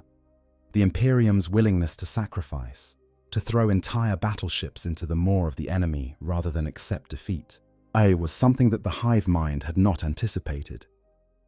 When Hive Fleet Kraken arrived 250 years later, it came differently. Instead of a single massive thrust, Kraken split into countless smaller tendrils that struck across a wide front, overwhelming defenders through speed and confusion rather than raw numbers. And when Hive Fleet Leviathan appeared, it came from below the galactic plane, a direction from which no threat had ever previously emerged. This vertical approach outflanked the Imperium's defenses entirely, demonstrating a level of strategic thinking that forced Imperial commanders to completely reassess their assumptions about Tyranid intelligence. Leviathan was not merely another hive fleet following in the wake of its predecessors. It was a fundamentally new approach to galactic invasion, and one that demonstrated the hive mind's ability to learn from its mistakes and develop novel strategies that its enemies could not anticipate. The Third Tyrannic War that Leviathan initiated was a conflict of such scope and complexity that it reshaped the strategic landscape of the entire galaxy. Leviathan's tendrils spread across vast swathes of space, striking at worlds that had never considered themselves targets, overwhelming defenses that had been designed to counter threats from entirely different directions. The Blood Angels, one of the galaxy's most storied space marine chapters, found their homeworld of Baal directly in Leviathan's path and were forced to call upon every successor chapter in their lineage to mount a defense. But the resulting devastation of Baal was an apocalyptic battle that nearly destroyed the chapter entirely, and was only resolved through a combination of demonic intervention, the opening of the Great Rift, and the arrival of Reboot Gilliman's Indomitus Crusade fleet bearing Primaris reinforcements. Each successive hive fleet has been smarter, more adaptable, and more cunning than the one before it. But each one has also encountered the same maddening reality. The Imperium does not give up. It does not surrender. It does not accept the inevitability of its own destruction, no matter how overwhelming the odds. The humans of the Imperium will fight to the last man, woman, and child, and in doing so, they extract a cost from the hive fleets that the hive mind cannot simply absorb and move on from. The Fourth Tyrannic War, currently underway, represents the most dire Tyranid incursion yet. Hive Fleet Leviathan, recovered and evolved from its earlier defeats, has launched a massive new assault from the west, striking at the Segmentum Pacificus, in a direction that brings it terrifyingly close to the Segmentum Solar and Holy Terror itself. 3 massive tendrils, dubbed Nautilon, Promethor, and Grendilus, are pushing inward in a coordinated advance that has overwhelmed everything in their path. But the Imperium is fighting back. Lord Solar Leontus has established a defensive headquarters in the Bastior subsector, rallying forces from across the galaxy. Soul Blades, elite vanguard fleets, led by Space Marines, and including forces from the Adepta Sororitas, the Adeptus Mechanicus, Knight Households, and even the Custodes, are engaging the Tyranid tendrils at key choke points. Yeah, the fighting is savage, the losses are enormous, but the line is holding, barely. The hive mind has responded with new adaptations of its own, deploying Norn emissaries, purpose-built assassin organisms designed to infiltrate deep behind enemy lines and eliminate key commanders. Neurotyrants, massive floating brains capable of controlling entire hordes, have appeared on the front lines. The swarm is evolving faster than ever, deploying bioforms that have never been seen before. But the Imperium adapts too. The Tyrannic War veterans, first established by Chaplain Cassius of the Ultramarines after the Battle of Macragge, have grown into an experienced cadre of specialists who know the Tyranid threat intimately. New weapons, new tactics, new alliances are being forged in the crucible of the Fourth Tyrannic War. And behind it all, on Terra, here the Emperor continues to sit upon his golden throne, his light still burning, his will still holding the Imperium together through sheer psychic force. The Soul Blades, those elite vanguard fleets that Lord Solar Leontus has deployed as the Imperium's first line of defense against Leviathan's newest tendrils, represent a significant evolution in Imperial anti-Tyranid doctrine. Rather than attempting to hold a static defensive line across an impossibly wide front, the Soul Blades operate as rapid response forces, striking at the most vulnerable points of the advancing tendrils and withdrawing before the swarm can concentrate overwhelming force against them. Each Soul Blade fleet is a self-contained fighting force, typically centered around 2 or 3 warships and crewed primarily by Space Marines, unsupplemented by whatever other Imperial forces happen to be available.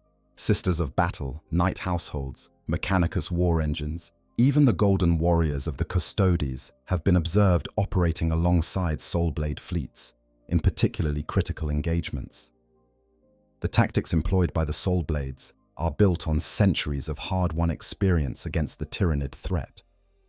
They target synapse creatures first and foremost, using concentrated fire to destroy the nodes of the hive mind's control network before the swarm can react.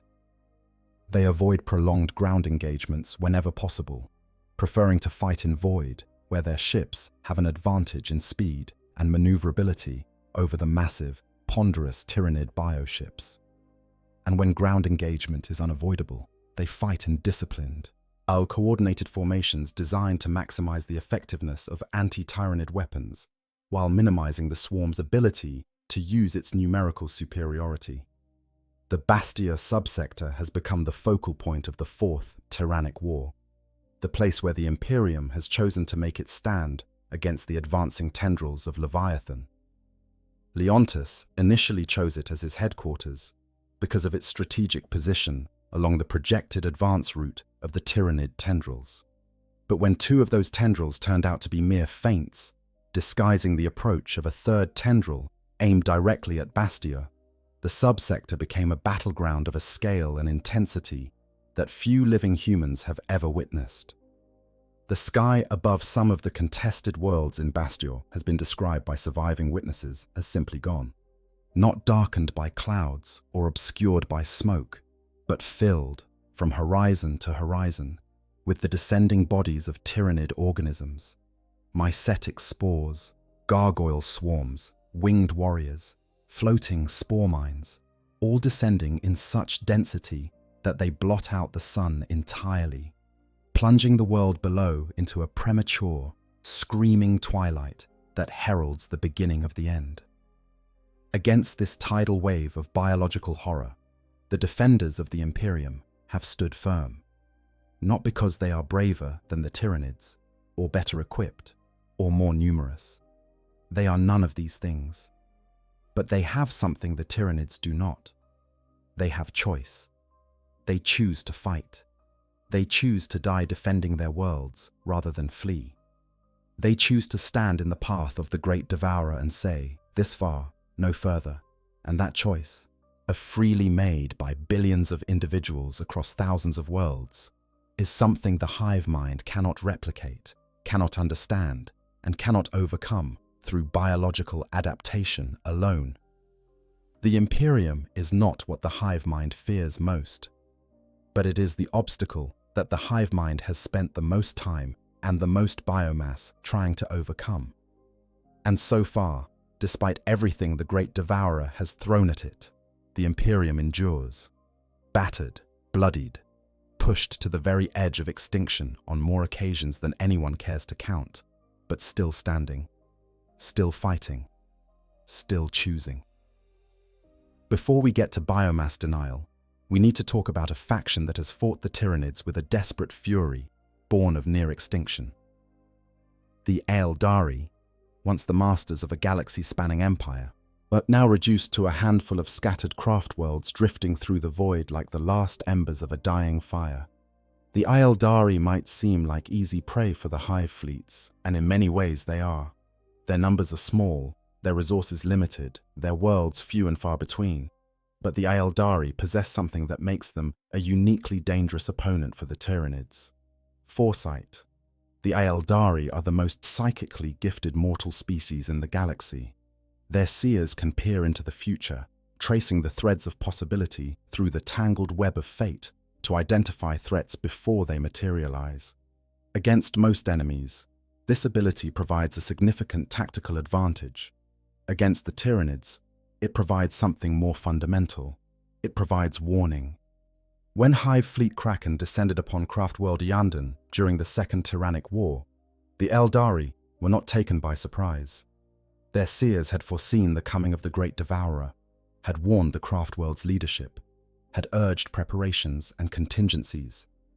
Iyanden's defenses were as strong as a Craftworld's defenses could be, and its warriors fought with the ferocity of a people who knew that defeat meant not just death, but the extinction of their culture, their history, their very identity as a people. The battle was devastating. Iyanden suffered casualties so severe that the Craftworld was forced to awaken its dead, animating the spirit stones of fallen warriors within wraith constructs to bolster its thinning ranks. Yet the living fought alongside the dead in a desperate defense that pushed the Tyranid swarm back from the Craftworld's core after weeks of savage fighting. Kraken's assault on Iyanden was eventually repelled, but the Craftworld was left a shadow of its former self, a haunted place where the living walked among the dead, and the dead outnumbered the living. But here is the thing that makes the Aeldari's contribution to the anti-Tyranid war significant beyond the immediate tactical level. They share their intelligence, not freely, not openly, and certainly not with everyone. The Aeldari are a secretive and deeply suspicious species, and their relationship with the Imperium ranges from grudging cooperation to outright hostility, depending on the century and the circumstances. But when the Tyranid threat looms, the Aeldari have repeatedly demonstrated a willingness to share information about Hive fleet movements, composition, and intentions that has proven invaluable to Imperial defenders. More importantly, the Aeldari have developed weapons and techniques specifically designed to counter the Tyranid threat at a level that the Imperium cannot match. Their psychic abilities allow them to disrupt the hive mind's synaptic network in ways that conventional weapons cannot. A skilled Aeldari warlock can project psychic energy along the synaptic pathways that connect Tyranid organisms, overloading the connections and causing cascading failures across entire swarm sections. The Aeldari have also demonstrated a willingness to take extreme measures against the Tyranid threat that go beyond anything the Imperium has attempted. Some craftworlds have used their ancient destructive technologies to reduce entire worlds to dead husks before the Tyranids can reach them. A scorched earth approach that mirrors Kryptman's cordon, but executed with a precision and completeness that Imperial exterminatus weapons cannot match. The hive mind has taken note of the Aeldari threat. Tyranid forces engaged against Aeldari defenders consistently deploy enhanced psychic bioforms, organisms specifically designed to counter the seers and warlocks that form the backbone of Aeldari military capability. This adaptation suggests that the hive mind views the Aeldari's psychic abilities as a genuine threat, one that requires a specific and dedicated response. But the Aeldari's most dangerous quality, from the hive mind's perspective, is their unpredictability. The Aeldari do not fight the way the Imperium fights. They do not hold defensive lines or wage wars of attrition. They strike from nowhere, disappearing back into the webway before the swarm can react, appearing again at an unexpected angle, always one step ahead of the hive mind's tactical predictions. For an intelligence that depends on pattern recognition and adaptive response, an opponent that constantly changes its patterns is genuinely difficult to counter. The webway itself represents an additional problem for the Tyranids. This vast network of extra-dimensional tunnels, created by the old ones millions of years ago, and now used primarily by the Aeldari, is completely beyond the reach of the hive mind. Tyranid organisms cannot enter the webway, they cannot sense it, cannot interact with it. You cannot pursue enemies who retreat into its labyrinthine passages. For the hive mind, the webway is a blind spot, a hole in the fabric of reality through which prey can escape and from which enemies can strike without warning. Together, the Aeldari factions represent a persistent, mobile, and psychically potent threat that the hive mind has never been able to fully neutralize.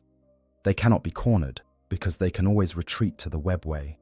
They cannot be outthought because their seers can glimpse the future. And they cannot be overwhelmed by numbers because they refuse to stand and fight on terms that favor the swarm. They are the galaxy's guerrilla fighters, and they have been waging a quiet, invisible war against the Tyranid advance that has saved more worlds than the Imperium will ever know. Let us now turn to one of the most subtle but potentially devastating threats the Tyranids face.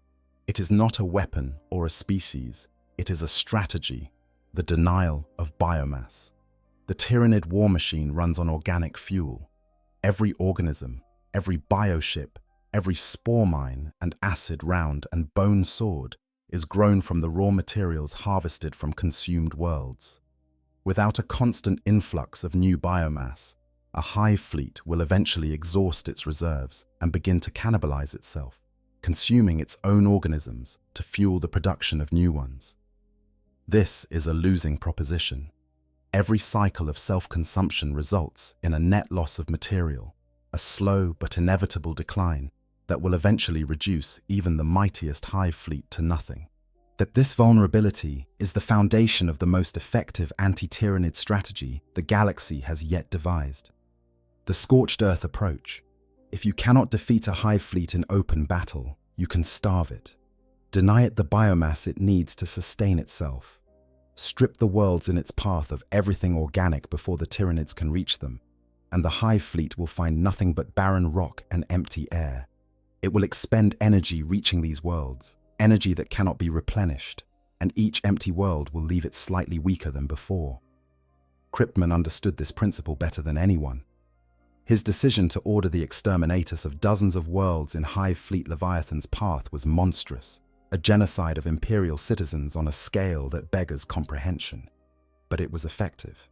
In each world destroyed was biomass denied to the swarm, and the cumulative effect of this denial slowed Leviathan's advance measurably, buying the Imperium precious time to organize its defenses. The Adeptus Mechanicus have taken this principle even further. During at least one documented engagement, Mechanicus forces employed a strategy of deploying disposable robot units against Tyranid forces.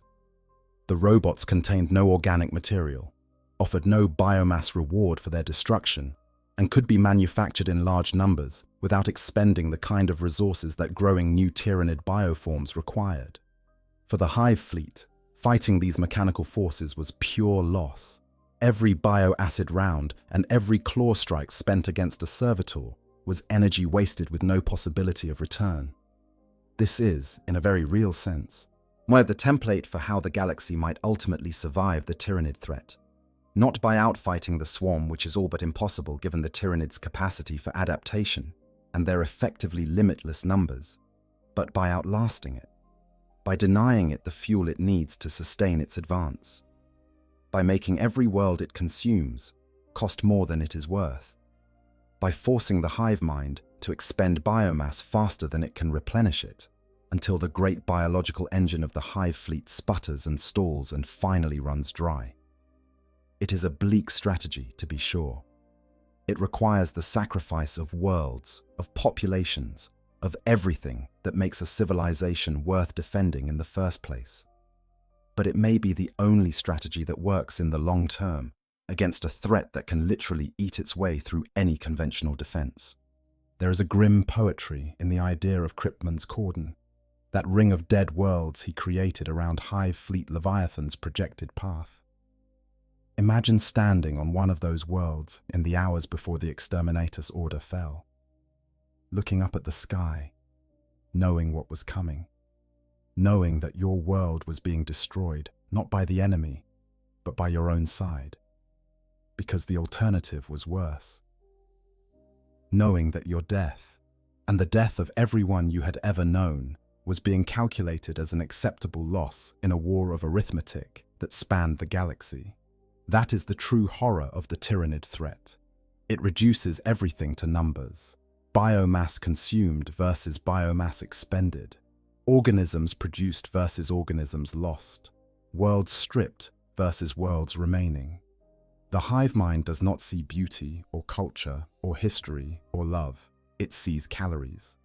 And in doing so, it forces its enemies to think the same way, to calculate the value of a world not by the lives it contains, but by the biomass it represents, to decide, with cold mathematical precision, which worlds are worth saving and which ones must be sacrificed. Kripman understood this better than anyone, and it drove him mad. Not literally, perhaps, but the weight of the decisions he made, the billions of lives he ended with a signature and a seal, left marks on his soul that no amount of rationalization could erase. He saved the Imperium, or at least delayed its consumption, but the cost of that salvation was measured in the currency of human misery on a scale that defies comprehension. The hive mind, of course, does not care about any of this. It does not feel guilt or remorse or the weight of moral responsibility, and it simply notes that the worlds in its path are empty, recalculates its approach vectors, and moves on. But the fact that it can be forced to recalculate at all, that its advance can be slowed by the simple act of removing food from its path, is significant. It means the great devourer is not an unstoppable force. It is a biological machine, and like all machines, it requires fuel. Cut the fuel line, and the machine stops, no matter how powerful its engine. The question, of course, is how much of the galaxy the Imperium is willing to sacrifice to cut that fuel line. And the answer, so far, has been more than most people are comfortable thinking about. There are other variations on the denial strategy that have shown promise in smaller engagements. Some Imperial commanders have learned to use void warfare, of the battles fought in space between the Imperial Navy and Tyranid bioships, as a way of destroying biomass before it can reach a planet's surface. If a hive fleet's transport ships can be intercepted and destroyed in orbit, the biomass they carry is lost to the void rather than deployed to the surface. This does not deny the hive fleet the planet's biomass entirely, but it forces the Tyranids to replace their transport organisms before they can mount another landing attempt, consuming resources that might otherwise have been devoted to ground forces. Other commanders have experimented with chemical weapons designed to contaminate biomass rather than destroy it. If a planet's organic material can be rendered toxic or indigestible before the Tyranids arrive, the hive fleet faces a choice between consuming poisoned material, which could damage its organisms from within, or bypassing the world entirely, losing the time and energy expended in reaching it. This strategy has seen limited success, partly because the Tyranids' adaptive biology can overcome most toxins given sufficient time, and partly because contaminating an entire planet's biosphere is a project that requires resources and time that most defenders simply do not have. But the principle remains sound. The Tyranids are a biological machine, and biological machines have biological needs. Deny those needs, and the machine falters. It is not a glamorous strategy. It does not produce the kind of heroic last stands and glorious charges that make for good propaganda posters. But it works. And in a war against the Great Devourer, working is all that matters. And now we come to the question that has haunted the lore of Warhammer 40,000 since the Tyranids were first introduced. The question that every fan has asked at least once, and that the setting has never quite answered.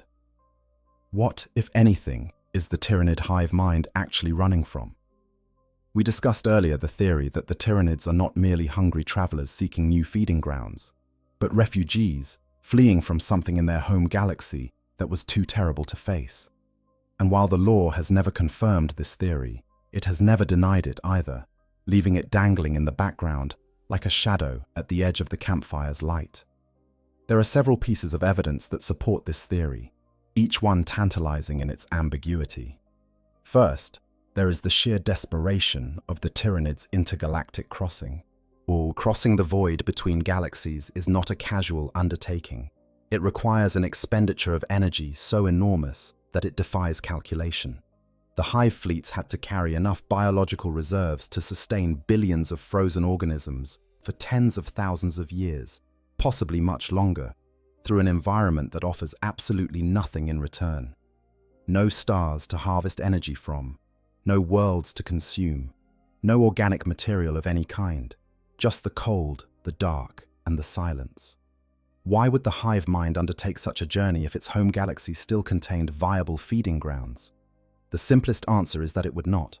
Either the home galaxy was completely consumed, leaving nothing for the Tyranids to eat, or something was actively preventing the Tyranids from feeding. Something so powerful that even the Great Devourer chose flight over fight. Second, there is the behavior of the Tyranids once they arrived in the Milky Way. The hive fleets do not pause. They do not establish sustainable colonies. They do not manage their resources with an eye toward long-term survival. They strip worlds bare with a speed and thoroughness that suggests urgency rather than leisure. They behave, in short, like a species that is running out of time, as if something is behind them, something that will catch up if they slow down, something that they need to stay ahead of at all costs. Third, there is the testimony of the Silent King himself. Sarek spent millions of years in the intergalactic void, and during that time, he encountered the Tyranids. But what else did he see? The lore suggests that the Silent King witnessed something out in the darkness between galaxies that disturbed him enough to break a 60 million year exile and return to the galaxy with a sense of genuine urgency. Was it merely the Tyranids themselves, or was it something else, something following the Tyranids, something that the Silent King recognized as a threat that went beyond even the Great Devourer? The truth is, we do not know, and the lore may never tell us, because the mystery itself is more compelling than any answer could be. The idea that there is something out there in the void, something that frightened the Tyranids enough to make them flee across the distance between galaxies, something that is still out there, still following, still coming. That is the kind of cosmic horror that gives the Warhammer 40,000 setting its unique and terrible grandeur. But there is one more possibility worth considering. Perhaps the Tyranids are not running from something external at all. Perhaps the thing they fear most is internal, the possibility of their own decline. The hive mind is ancient beyond measure, and it has been consuming and evolving and growing for an unknowable span of time. But nothing grows forever. Even the most successful species eventually reaches the limits of its environment, and when it does, it faces a choice: adapt or die. The Tyranids' solution to this problem has always been to move on, to find new environments, new sources of biomass, new genetic material to incorporate into their ever-evolving biology. But what happens when there is nowhere left to move? What happens when every galaxy within reach has been consumed, every feeding ground exhausted, every possible source of sustenance depleted? What happens when the Great Devourer finally runs out of things to devour? That, perhaps, is the hive mind's deepest and most fundamental fear. Not any external enemy, no matter how powerful. Not chaos, or the Necrons, or the Imperium of man, but the slow, inexorable approach of the one enemy that no amount of adaptation can overcome. The heat death of the menu, the end of the buffet, the terrifying possibility that one day, perhaps not soon by human standards, but eventually by the standards of a cosmic intelligence, there will simply be nothing left to eat. And there is one more layer to this mystery that we should consider before moving on. That the Tyranids are not the only things that live in the intergalactic void. Or at least, they might not be. The lore offers tantalizing hints of other entities, other presences that exist in the vast darkness between galaxies. The Silent King encountered the Tyranids during his exile, yes. But what else did he encounter? What else might be out there, drifting between the stars, ancient beyond reckoning, hungry or hostile or simply indifferent to the struggles of the younger species? There is a fragment of lore, rarely discussed but deeply unsettling, that describes something called the Forgotten Hive Fleet. This was a collection of vessels, resembling Tyranid bioships in their basic configuration, but piloted by a centaur-like alien species that appeared in the galaxy fleeing from some unnamed terror. These ships used biological weapons similar to those employed by the Tyranids, but the process of bonding with these weapons was painful and debilitating. unlike the seamless integration seen in true Tyranid organisms. Were these creatures related to the Tyranids? Were they victims of the same force that might be driving the hive fleets toward the Milky Way? Or were they something else entirely, a parallel evolution of biological warfare driven by similar pressures in a different part of the universe? We do not know. The lore leaves these questions deliberately unanswered, hanging in the darkness like distant stars that might or might not be approaching. And that ambiguity is itself a kind of horror. At the cosmic horror of realizing that the universe is far larger and far stranger and far more dangerous than anyone in the Milky Way has yet imagined. The hive mind knows things about the intergalactic void that no other intelligence in the galaxy possesses. It has crossed that void, survived that crossing, and arrived in the Milky Way with memories, however fragmented or alien, of what it experienced during those endless millennia of frozen darkness. If the Tyranids are indeed running from something, the hive mind knows what it is. And its refusal to slow down, its absolute commitment to consuming everything in its path as quickly as possible, might be the most telling evidence of all that whatever is behind it is worse than anything the galaxy has yet faced. Imagine that. Something worse than the Great Devourer. Something that makes even the hive mind move faster, consume more voraciously, expand more aggressively.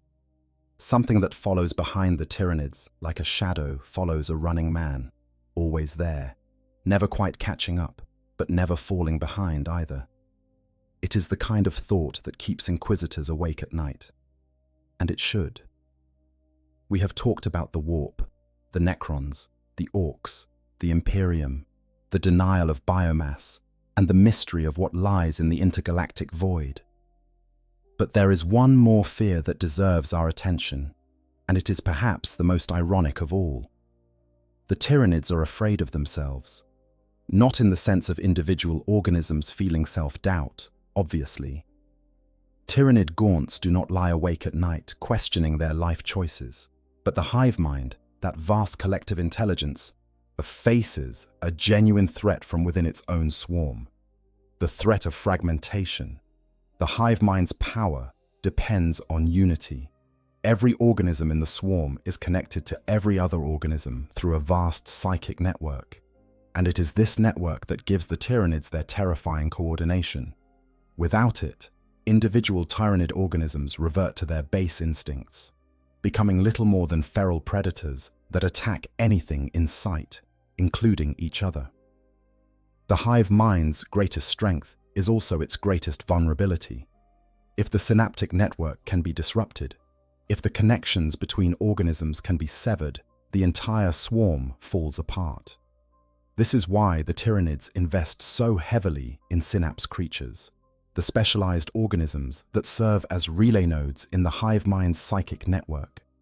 Hive tyrants, zoanthropes, warriors, neurolictors, and the newer neurotyrants are all designed to maintain and strengthen the synaptic web that holds the swarm together. They are the first priority of every defender who understands the Tyranid threat, because killing them is the fastest and most effective way to cripple a Tyranid force. But external disruption is not the only threat to the hive mind's unity.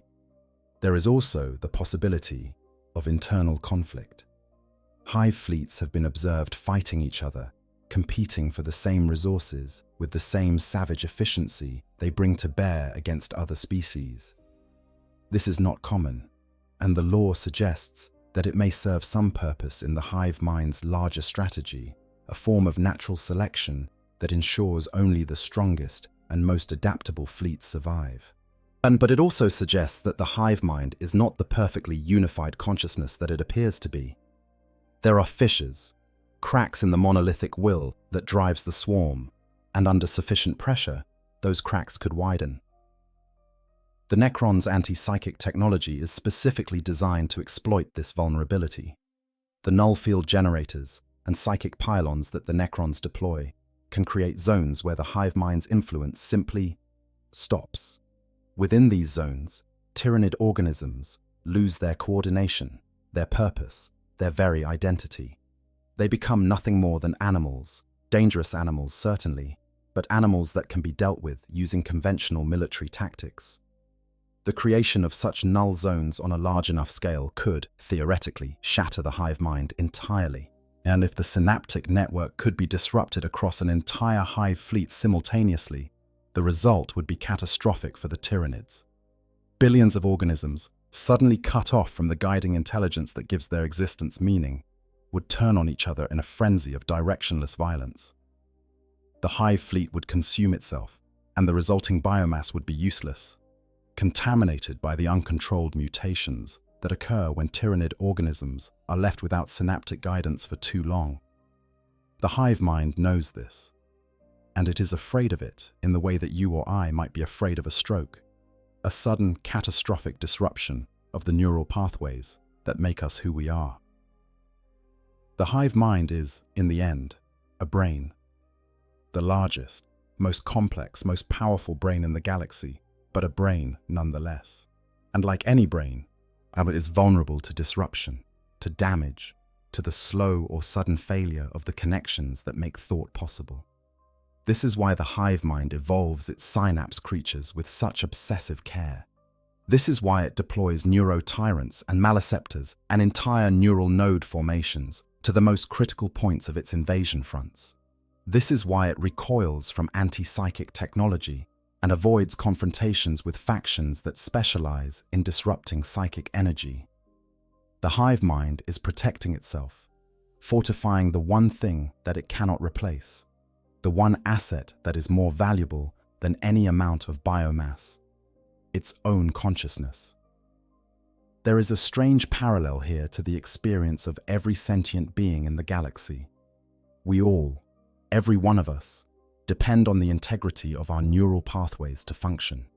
We are all, at our most fundamental level, patterns of electrical activity sustained by fragile biological hardware. The difference is one of scale, not of kind. The hive mind is simply a brain that happens to span light years rather than centimeters, a neural network sustained by trillions of organisms rather than billions of neurons. And like our brains, it can be damaged, it can be disrupted, it can, in theory, be destroyed. The defenders of the galaxy have been slow to fully exploit this vulnerability, partly because the technology required to disrupt synaptic connections on a meaningful scale is rare and poorly understood, and partly because the hive mind has become increasingly sophisticated at protecting its synapse creatures. In the earliest engagements with the Tyranids, killing a hive tyrant would cause entire swathes of the swarm to lose coordination and collapse into disarray.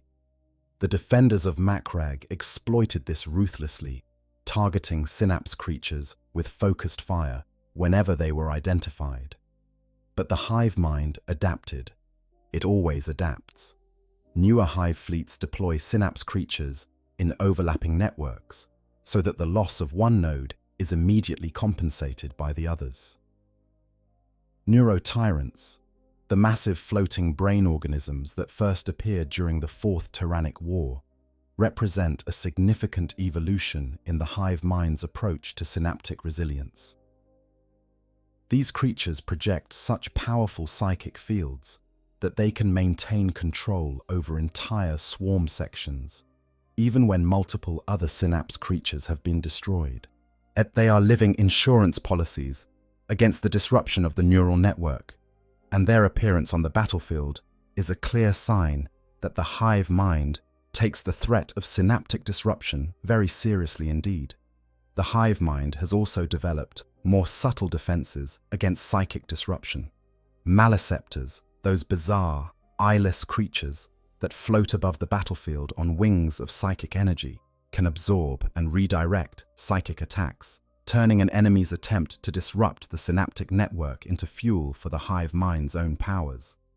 Zoanthropes, the long-established psychic workhorses of the Tyranid swarm, have been observed deploying in larger and more coordinated formations in recent conflicts, creating overlapping fields of psychic energy that are much harder to disrupt than the isolated nodes of earlier generations.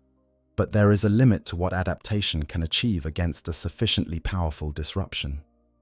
The Necron-Pariah Nexus, a vast region of space where the Necrons have deployed their most powerful anti-psychic technology, represents a threat to the hive mind that no amount of biological evolution can overcome. Within the pariah nexus, the warp itself goes silent. Psychic energy simply ceases to function. For the Tyranids, entering such a region would be like walking into a room where gravity has been turned off. The fundamental force that holds the swarm together would simply vanish, leaving billions of organisms adrift in a sea of suddenly meaningless existence. The hive mind knows about the pariah nexus. We cannot know this for certain, but the behavior of hive fleet tendrils in the region suggests a degree of awareness and caution that goes beyond simple instinct. Tyranid forces have been observed avoiding the edges of the pariah nexus in a way that is eerily reminiscent of their behavior around Necron tomb worlds. They do not charge in blindly. They probe, they test, they send small expendable organisms into the affected region and observe what happens to them.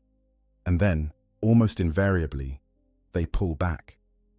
This is the behavior of an intelligence that has identified a lethal threat and is choosing to avoid it rather than confront it head-on. It is the behavior of a predator that has found the one trap it cannot escape. And it is perhaps the clearest evidence we have that the hive mind is capable of something very close to fear. The implications of this vulnerability are profound. If the Necrons can create one pariah nexus, they can potentially create others. If null field technology can be scaled up and deployed across larger areas, it could create safe zones where the Tyranid swarm simply cannot function. The practicalities of such a deployment are, of course, staggering.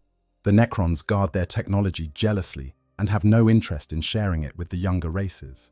And the construction of a single pariah nexus required resources and engineering capabilities that are beyond anything the Imperium could hope to replicate. But the principle is established. The hive mind's psychic network can be disrupted. Its consciousness can be severed from its body.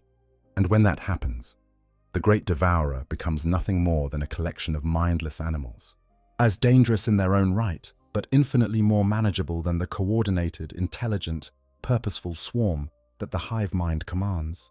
We have traveled a long way tonight, from the cold void between galaxies to the burning heart of the Imperium, from the sterile tomb worlds of the Necrons to the demon-infested wastes of the Great Rift.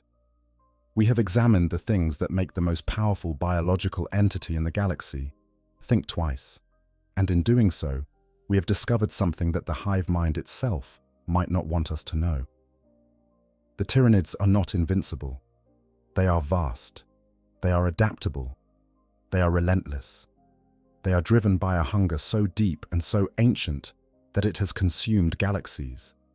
But they have limits. They cannot eat the warp. They cannot profitably fight the Necrons.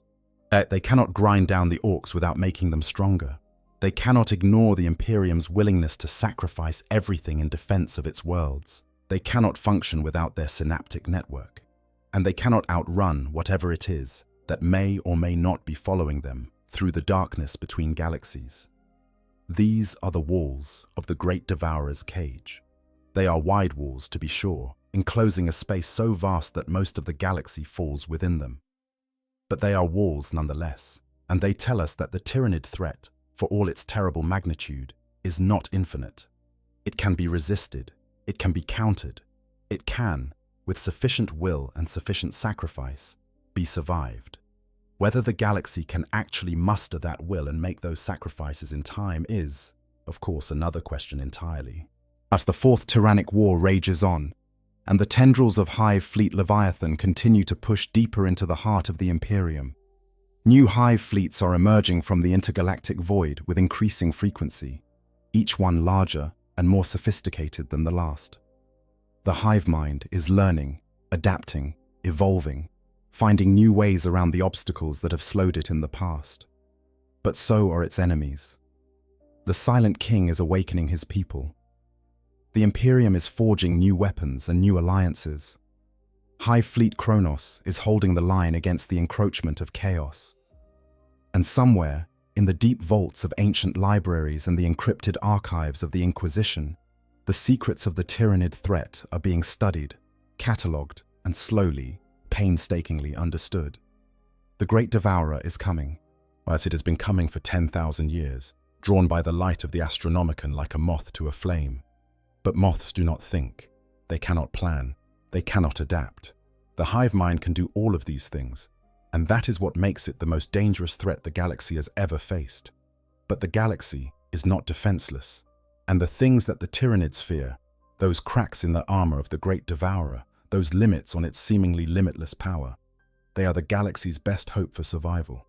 Not for victory, perhaps. In the grim darkness of the far future, victory is a concept that has long since lost its meaning. But for survival, for endurance, for the stubborn, defiant refusal to be consumed that is, in the end, the most human quality of all. The hive mind does not understand this quality. It cannot eat it, cannot adapt to it. It cannot evolve a counter to it. It is the one thing that the Great Devourer will never be able to consume, because it is not a physical substance, but an idea. The idea that some things are worth fighting for, even when fighting is futile. The idea that survival, even in the face of impossible odds, is not just a biological imperative, but a moral one. The idea that the galaxy and everyone in it, human and alien alike, deserve a future that is not measured in the calories they can provide to a cosmic parasite. That idea is what the Tyranids are truly afraid of. Not because they understand it, but because they cannot. And in that incomprehension lies the one advantage that the galaxy's defenders will always hold over the Great Devourer: the capacity for hope, for defiance, for the unshakable conviction that tomorrow is worth fighting for, but no matter how dark today might be. Think about what we have covered tonight.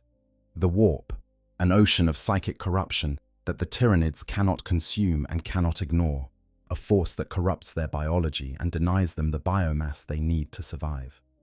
Hive Fleet Kronos, the desperate, selfless response of a cosmic intelligence faced with a threat it cannot eat its way through. The Necrons, those implacable metal warriors whose very existence represents a permanent net loss for the swarm, whose technology can disassemble Tyranid biomass at the atomic level, and whose silent king has been planning the Great Devourer's downfall for millions of years. The Orcs, those joyful, indestructible greenskins, whose enthusiasm for violence only grows with the intensity of the fighting, turning every engagement into a feedback loop that makes the Tyranids' problems worse rather than better.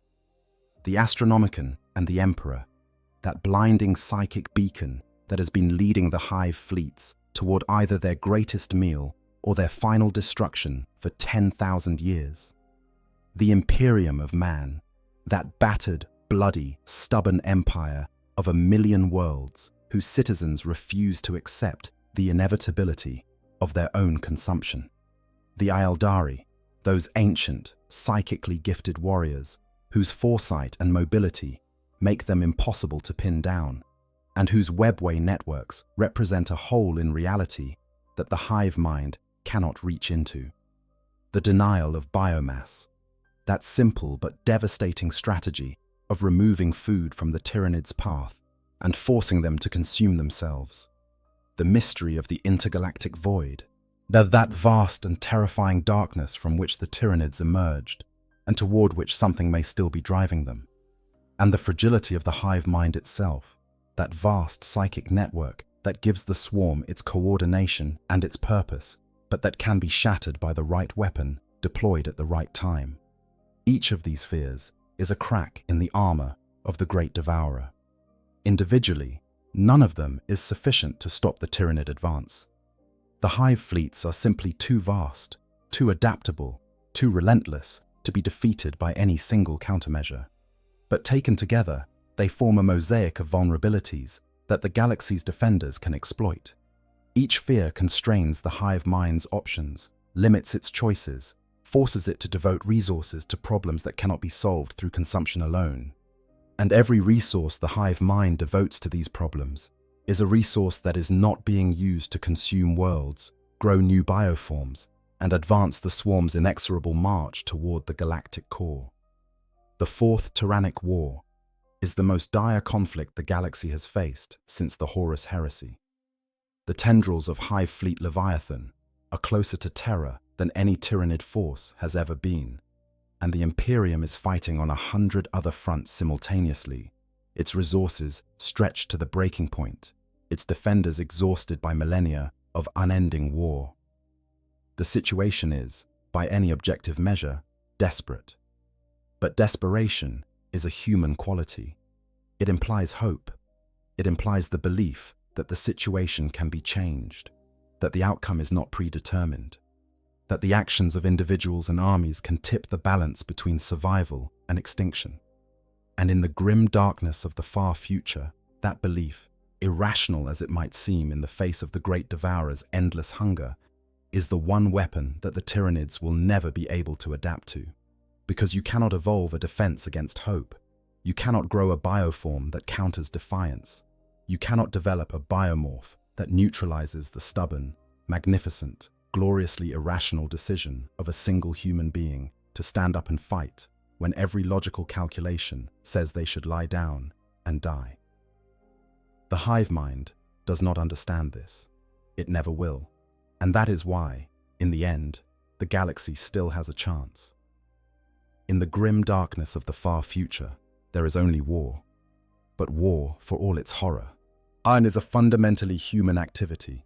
It requires will and purpose, and the belief that what you are fighting for matters. The Tyranids have none of these things. They have only hunger. And hunger, no matter how vast, no matter how ancient, no matter how all-consuming, is not the same as purpose.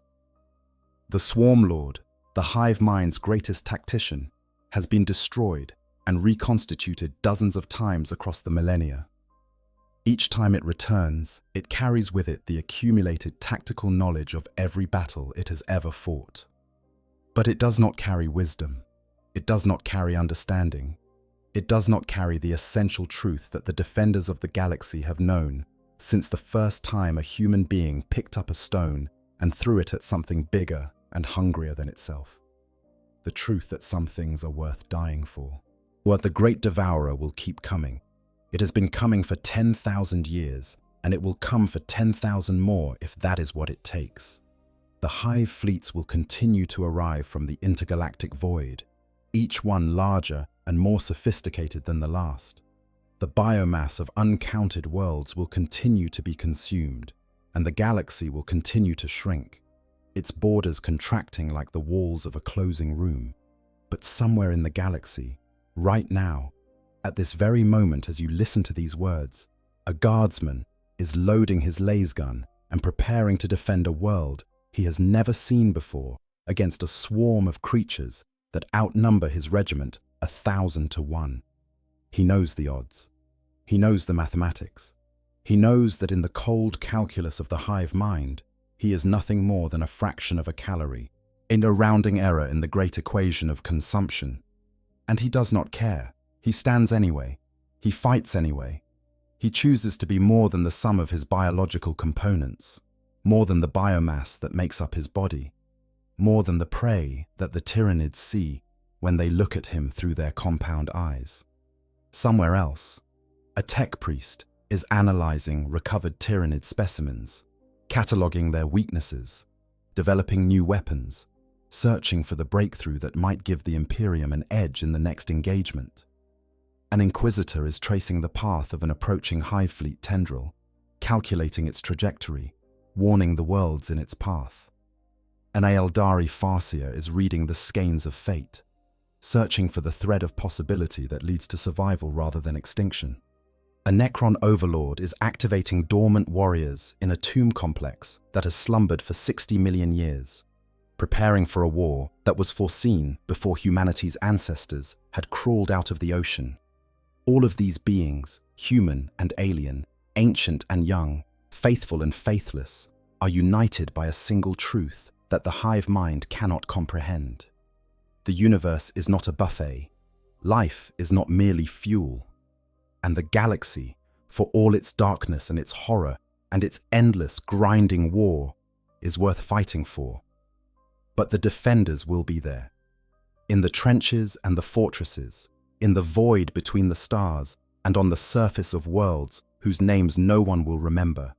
They will fight, and they will die, and they will be replaced by others who will fight and die in turn.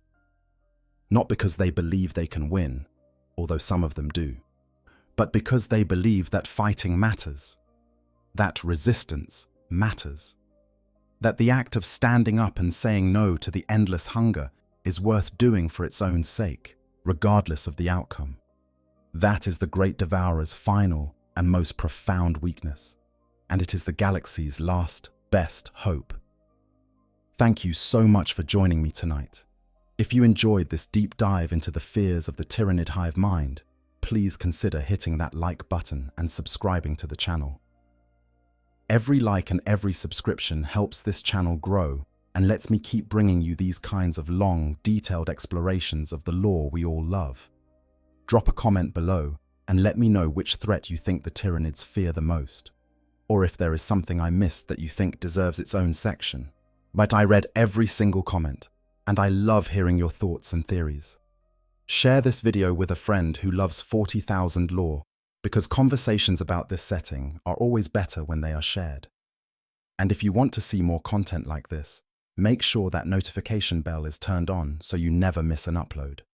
Until next time, stay safe, stay curious, and remember, in the grim darkness of the far future, knowledge is the one weapon that never runs out of ammunition.